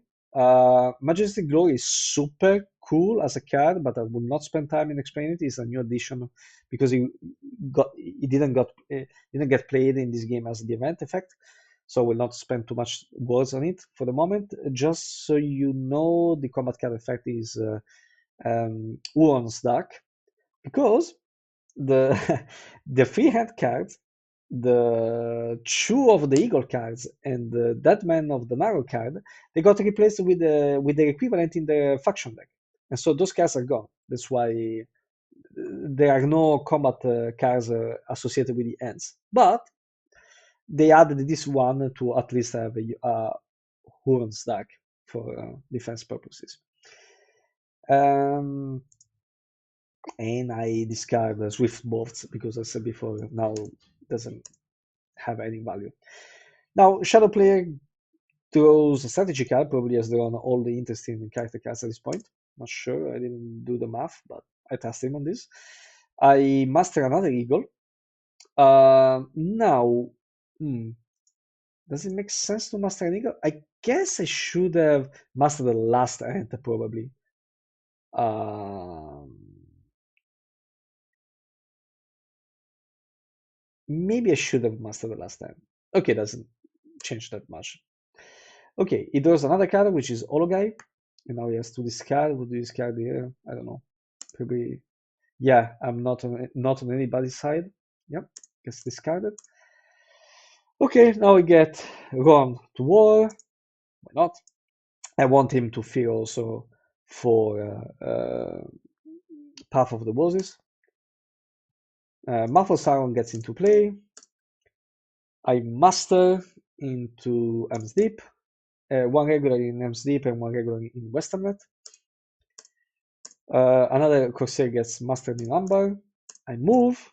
It's an eye to reveal. It hurts, but what to do? Morgoth's Wound again is bad. I got 9. And now I add the Fellowship. And Minas Tirith gets attacked. Use a strategy card, but now I use Daylight against Deadly Strife.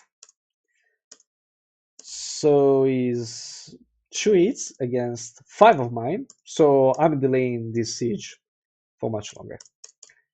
Going to the 12th turn, I draw Stone of Eric.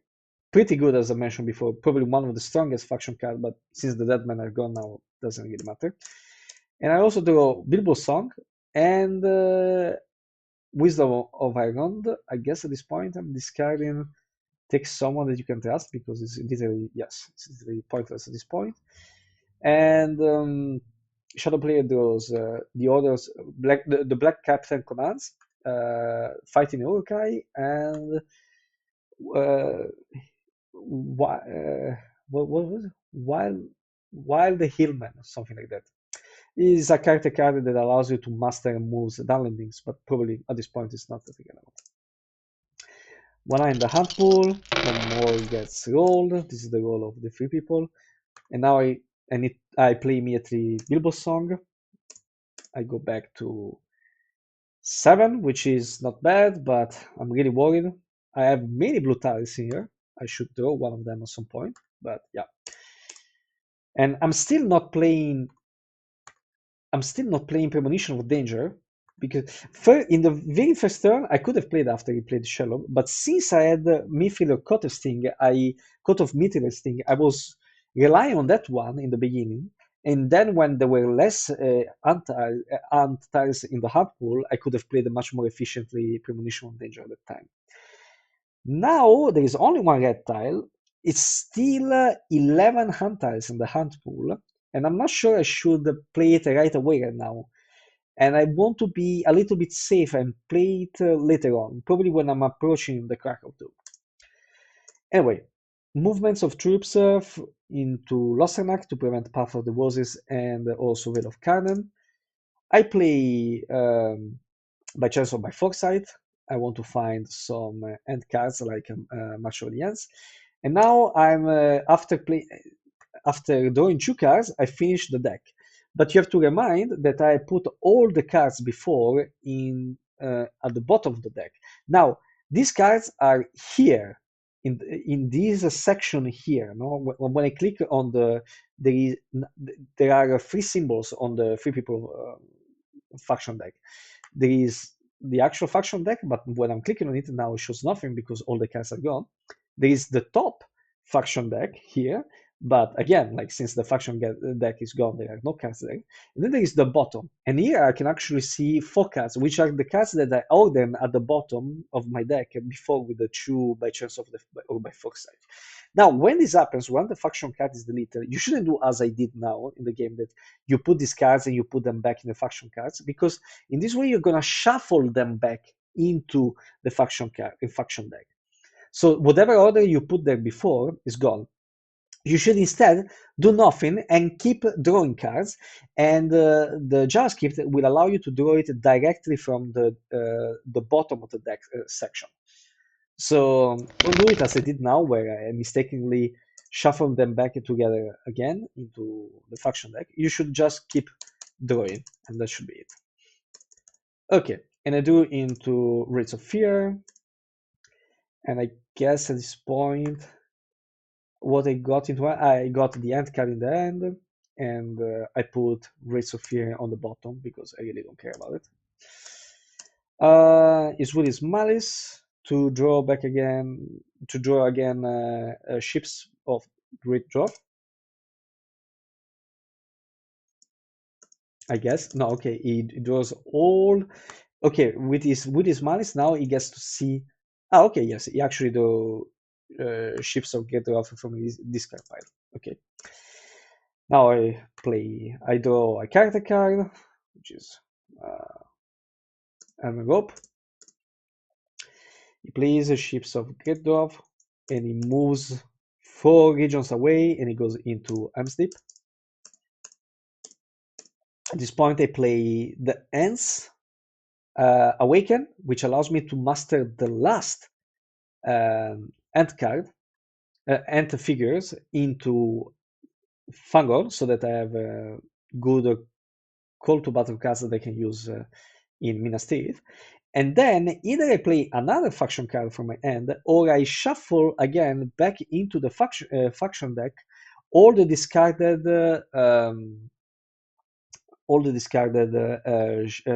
end cards from my discard pile together with this one. Now, if I do that, it's not a great idea. Why it's not a great idea? First of all, because now the ends are pretty much gone, and whatever I want to do with them, it will not really matter. But second, because I know that in my faction card, I'm left with one by the unit of all of our strength. And that one, if you remember, allows me to draw any card that I want from any of my deck. And I want to draw more character cards. But now if I shuffle back again into my faction cards, in my faction deck, all of the previous used end cards, I don't get to do that. So what I can do is that, yes, I master one end cards, but I also play Stone of Eric. I'm allowed to do that even though the deadmen are gone. It will serve no purpose, but instead of shuffling back again into the faction deck all my previously played end cards, and so losing the chance to draw uh, all of our strength later on in the game, I can do this instead. Okay, so Minestrati gets attacked, he plays a character card. I guess here I go with a confusion. I go with a confusion because, yes, I could play an end card, but it looks like that, especially with 2 Corsairs, it can extend this battle much longer, and it can probably take Minas Tirith here. By the way, the strategy call to battle card of the Corsairs is also great. We didn't get to see it in this game, but you will see it in many other games. And I've made like many battle reports where I showcase at this point. Anyway, I decided not to go with the ants because I can see them either being helpful either for Logan or for Ron. So I decided not to do it. Okay, 1 hit against him, actually 3 hits against him, this is good, he presses, and now I'm wondering, should I use one of the end cards? I'm not sure. Let's see. I actually decided to go for another confusion since he plays a character card. He plays They Are Terrible, but he gets 2 hits, I get no hits back, and then he presses, and I play no card. It's another press from the Corsairs, but he gets 1 hit, I get 1 hit back, and Minas Tirith falls. Okay, pass. He master 1 hit in Dol Guldur, actually no, in North Dunland. He wants to use most likely the Shadow Lengthens card so that he can bring more forces into the Lorien Siege. Now I play Elven Rope. Now all the blue tiles are in the hard pool. He masters again in North Dunlad, and at this point I move troops into Dale and to reinforce the Shire. He forces again in North Dunland, and at this point I use a ring and I move. And it's -2, at least this. So now I feel like I have some hope. I'm a 5 corruption point, which is not great, but I can pull it off. It's not impossible. He attacks forwards, and I actually use a call to battle cast from the ends, which allows me to, as we saw before, to do this attack and to get the reroll thanks to Treebird. and I get 3 hits, which is huge, which is huge. It does 1 hit, and I do no hits back, and then it moves into Fossilizing.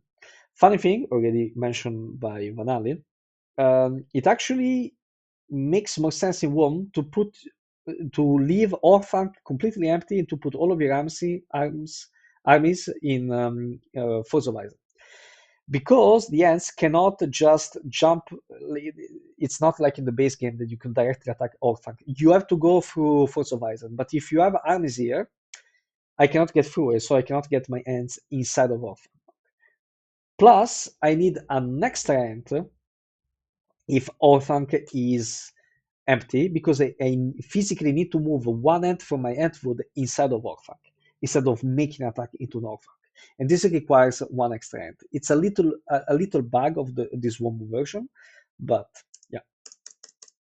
Okay, going into the 13th turn, by the way.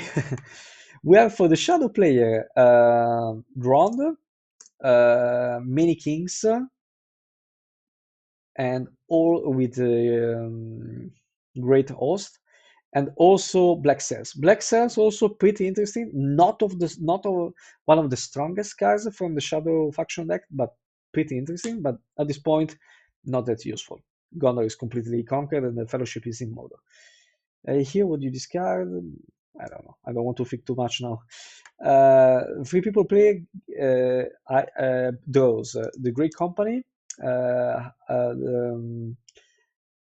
House of Glorfindel, and another Wraiths of Fear, but which is useless now because the dead men are gone. And the shadow player discards Black Captain commands. Okay. 1 eye in the hand pool. One move is roll. This is the roll for the 3 people. I move immediately. I want to avoid as many red as possible. And again, I'm not playing Premonition of Danger because I'm like, statistically speaking, I should be okay, and I want to play it as late as possible so that it can place more red tiles, and therefore later on my Premonition of Danger is going to be more effective. But no, the game has other chances, other plans for me. Over 12 tiles, he decided, is it 12? No, 11 tiles. He decided to, no, you get Shalom again. I was like, ah, damn it. Anyway, it's a 4, so I get 3 points and I reveal. He plays the Shadow Lengthens. He reinforces Lorien, and now Lorien looks very, very red. I cannot do too much about it. I master the last eagle. No, the second to last eagle, because why not? He attacks with Fighting Urukai Lorien. I was at least hoping to use some eagles to protect here, but because of Fighting Urukai, I cannot even play anything in the first turn. Ologai, it does no hits in the first round. I do 3 hits back, so hope is not lost.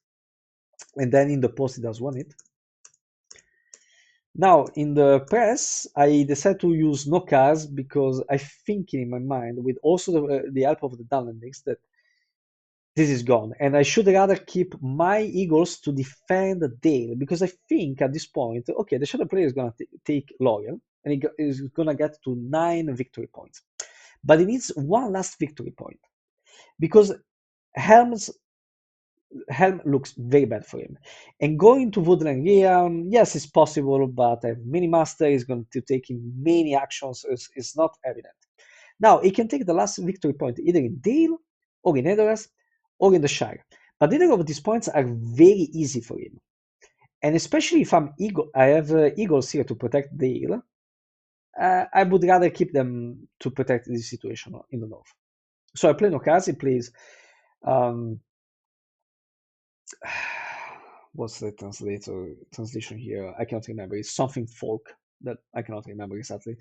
But essentially, it allows you to take the downlandings as casualties of my attacks, which again, pretty great. He gets 1 hit. I get 3 hits back, but all of them they gets absorbed by the downlandings, which is actually just 2 of them, and the last one was a spider. So he gets 1 hit. Last turn, strategy. Again, I play no cards. And now he plays the Call to Battle cards from the spiders. He gets 2 hits, but I also get 2 hits, so he doesn't activate. But now it's pretty much done. I'm left with 1 regular. He presses, no card. I decide to go no card, but no hits likely, and I get one hit back. And then he presses, strategy card. I'm like, okay, this is get roast. I don't waste any of my cards. It's in this great roast, and he gets one hit, and I need to get one hit back. So Lauren did some defense.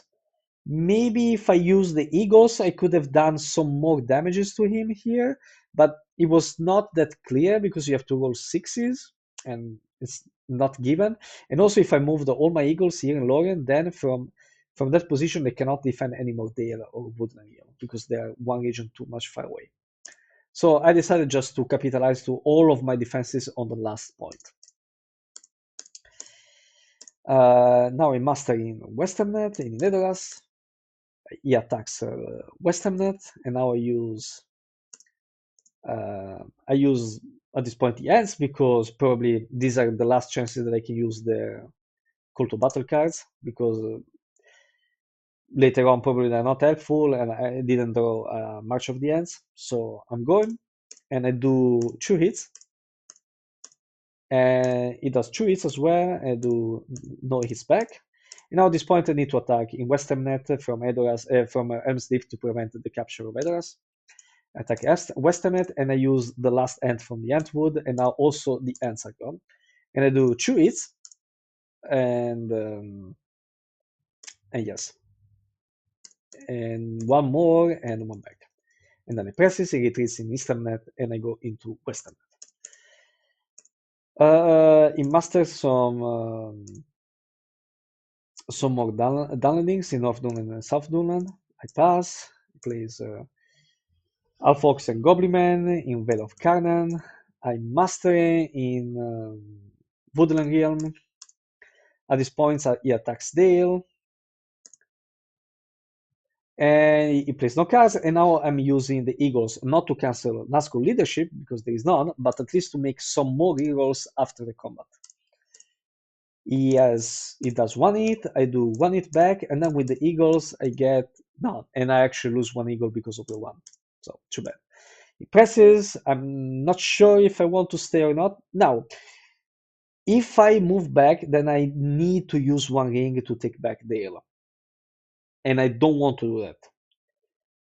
I would rather just take my chances and stay as much as I can, relying on the presence of the Eagles to destroy his army here.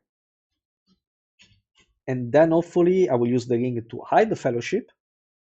And then with the master result, and then use the event result to draw an additional character card. Stay. Now I use advantageous position. It does no hit. I do 1 hit back. Now he presses. I stay again. He uses no card, and now I use the Eagles again. And he does 1 hit. But if I get to do at least 2 hits on 4 dice, it doesn't take Dale. Now I get 1 hit back from my army, and now I need to do 1/6 with the 2 Eagles. But unfortunately, miss. Anyway. So now I'm forced to use 1 ring to take back. And by the way, here probably I blundered because I should have used the ring on the event results. So with the last master, I could have mastered Nedoras and protected more from this army in Easternet. But I didn't really see it at the time. It was after 13 turn. Like my mind was a little bit gone, and my mind was. I wanted to use this last action die for me to draw a character card, but probably I should have done better inverting, like doing otherwise. Anyway, I attack back in Woodland Rio. Again, I'm using the Eagles because I can. I do no hits, and then in the post, I do again no hits. I press, and he retreats, and then I go into Dale. And then he moves in fold. I realize, oh damn, I messed up. I should have used the other die. Anyway, now it's too late. I do a character card. We will prove the Swifter, which can be pretty good for moving both Gandalf the White and Treebird in Edoras next turn, if by some miracle I still survive. And then he attacks Edoras thanks to the Mouth of Sauron ability. He uses no card. I have no card as well because I can use none. I mean, I could use Huron's Dark, but it literally rolls 2 dice. So it does get no hits. I get 1 hit back, so there is still hope.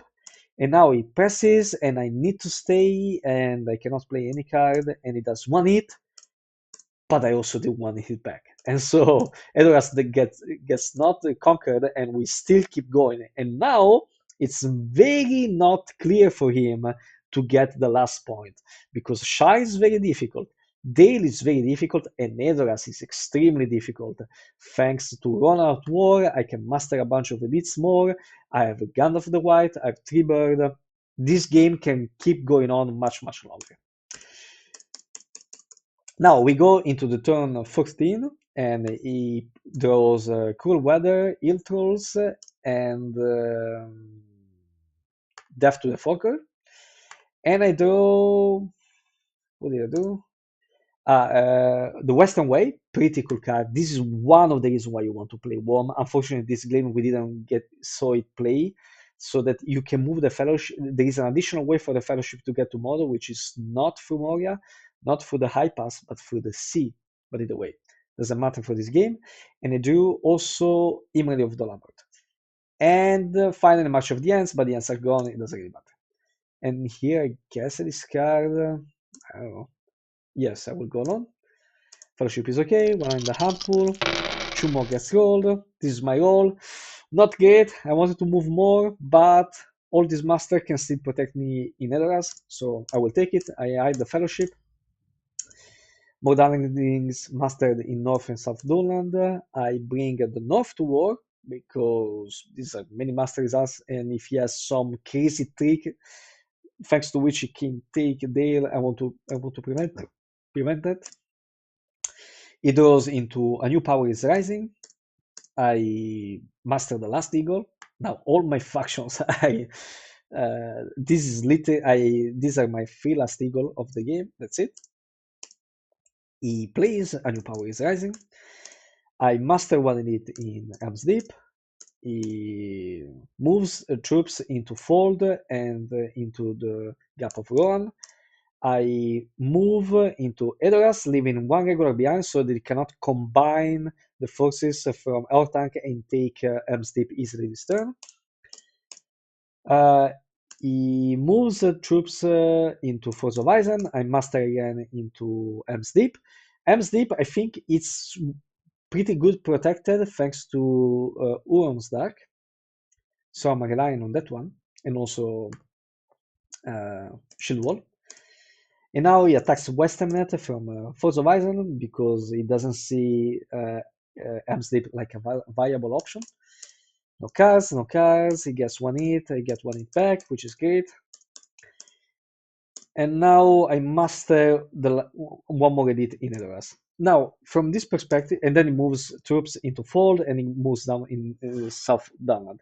From this perspective, I think like I need to win next turn because Edoras. It might resist. It depends. It depends. By moving Gandalf and Treebird here, and maybe potentially even Aragorn, maybe I can hold this. It's not clear though. Okay, we go into the 15th turn of this game. This was a very crazy game, and but all the games that I play with, I should probably mention this now. That we have played a very limited amount of games in the warm Italian League in the past 2 or 3 years. I think the total has been like, I don't know, around 20 games, something like that, maybe even less than that. But I assure you that around half of them, like around 10 of them, are this level of epic. It's very difficult not to have an epic level game using WOME because now everything can happen. I could win a military with the 3 people. He could win a military with the Shadow. I could win by dunking the ring. He could win by corruption. And this not always, but very often happens playing WOME. WOME only, because when you combine it together with LOM, I like LOM a lot, but the thing about LOM, in my opinion, is that it adds a lot of variance in the game, whereas WOME does kind of the opposite. It kind of contains the variance. It makes the game more smooth overall. Anyway, I do the House of the Stewards, Path of the Roses, and Saruman is our neighbor, but as I said before, it's pretty much useless at this point. I discard Path of the Roses, the Western Way. At this point, it's not very important. It draws, Giampy draws Worm Tongue. This is an additional card from Shadow, from WOME, but it's not that great. It's great winged creatures. It allows you to, if all the nations are Shadow nations at war, you may master an additional Nazgul in every army of the Shadow containing at least one Nazgul, excluding the Witch King, which can see some application, but it's not always the greatest card, and the combat card effect is Relentless Assault. Fellowship is okay. I also do, I don't know, I guess it was a Spider faction card, but it discarded it. At this point, it's useless.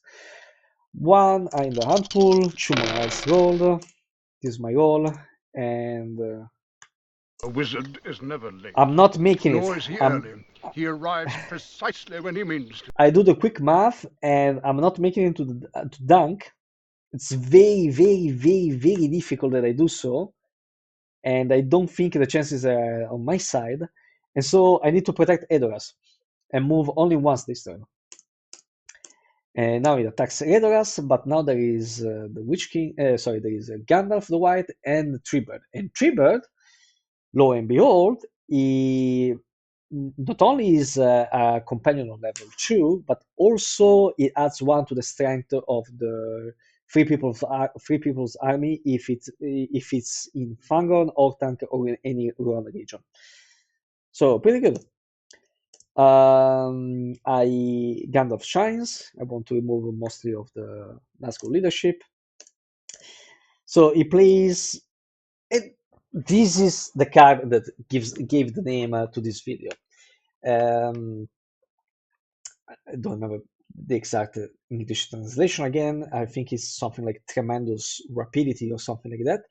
But this is the second call to battle card from the Shadow from the Spider faction, which allows you at the beginning of combat to roll 1 die, just 1 die, and if you have a result of 1 or 2, you eliminate the spider. But with a result of 5 or 6, you get to eliminate either one Free People leader or a companion of level 1. And I actually have Pippin.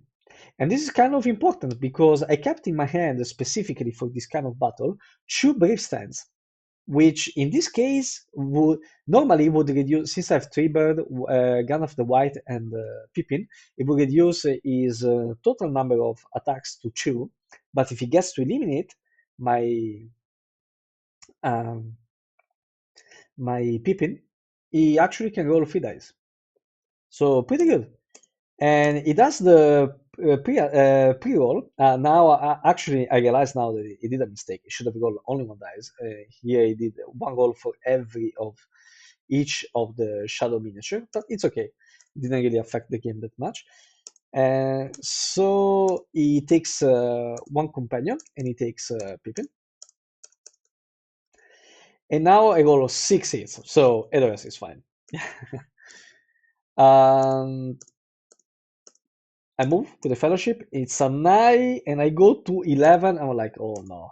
But he has played the Mogul Wand. He has already played Lure of the Ring. He has already played the Breaking of the Fellowship. So either he has, either he's playing, what's the last one? Because he also has played Orc Patrol. He has played also Isildur's Bane. By looking his cards, I couldn't find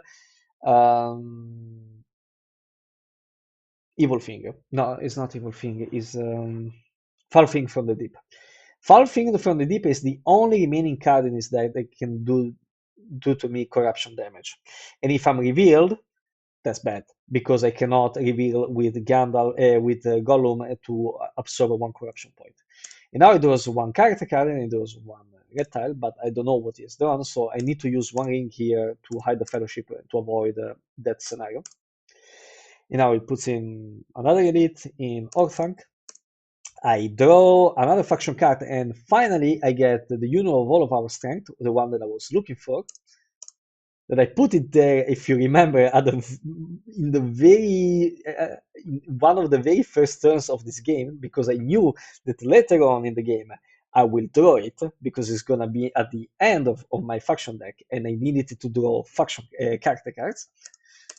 This game is just amazing. Sorry, guys, like I'm very. I think all of this is great.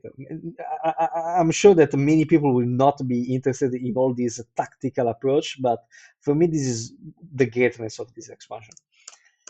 I play the Unit of Our Strength. I discard Sarum is our neighbor.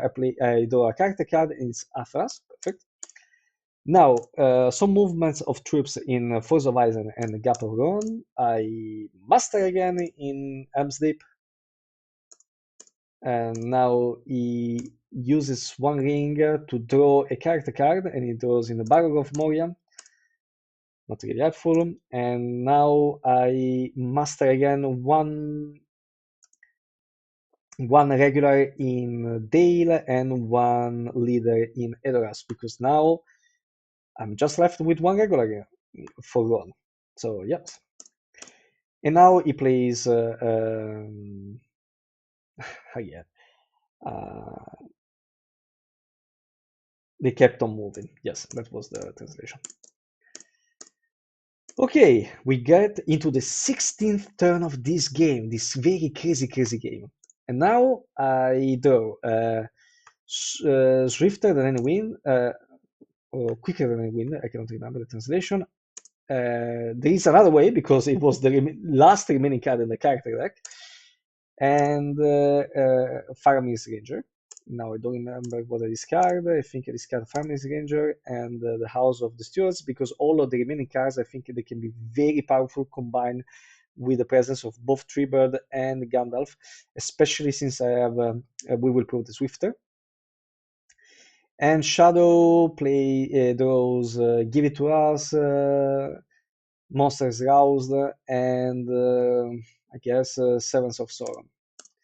Fellowship is okay. One eye allocated, 2 more rolled. This is my roll.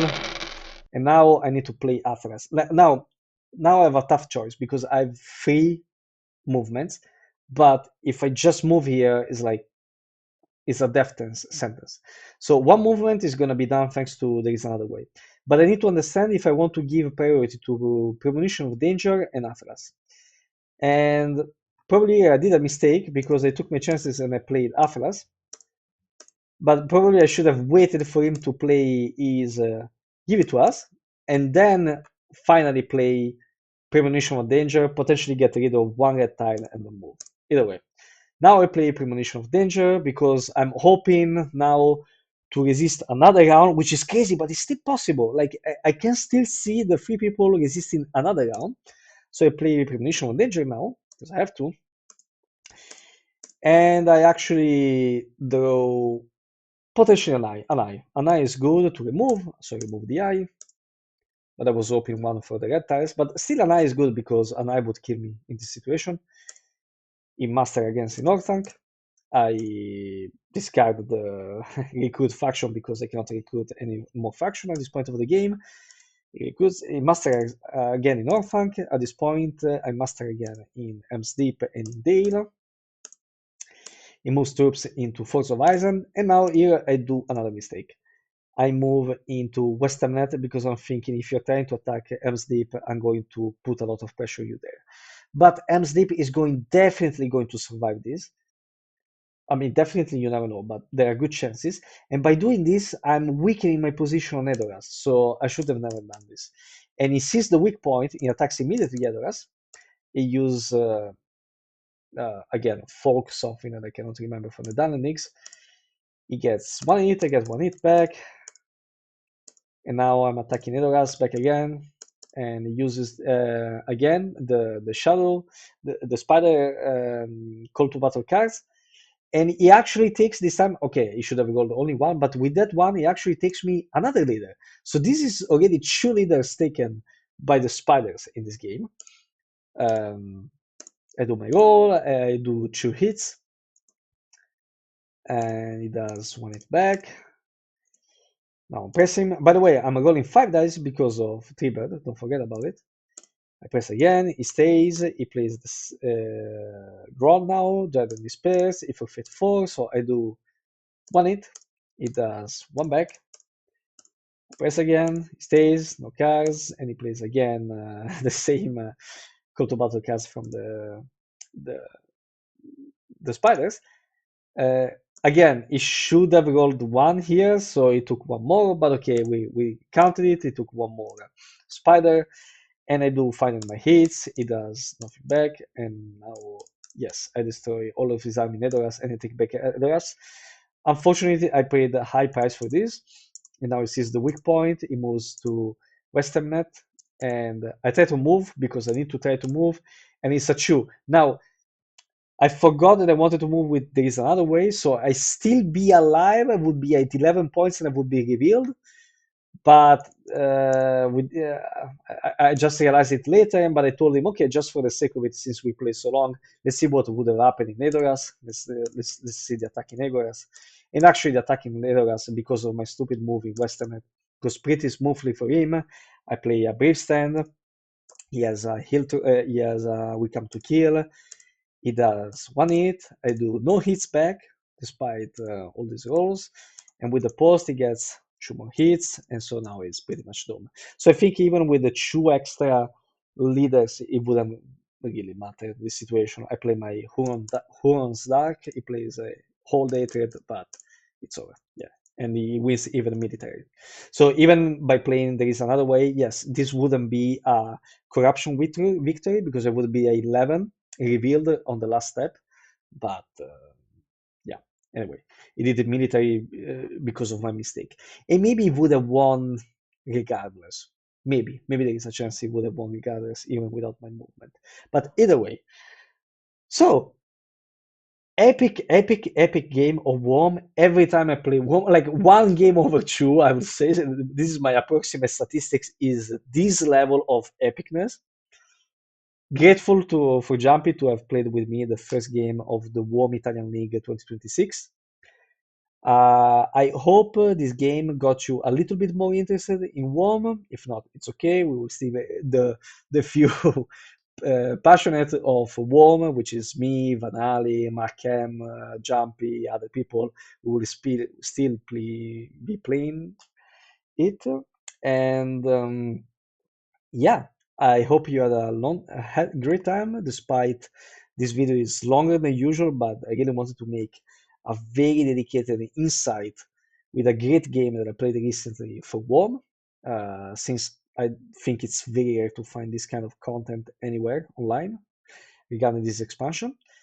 Thank you again for having watched this video, and we see each other in the next one. Bye bye.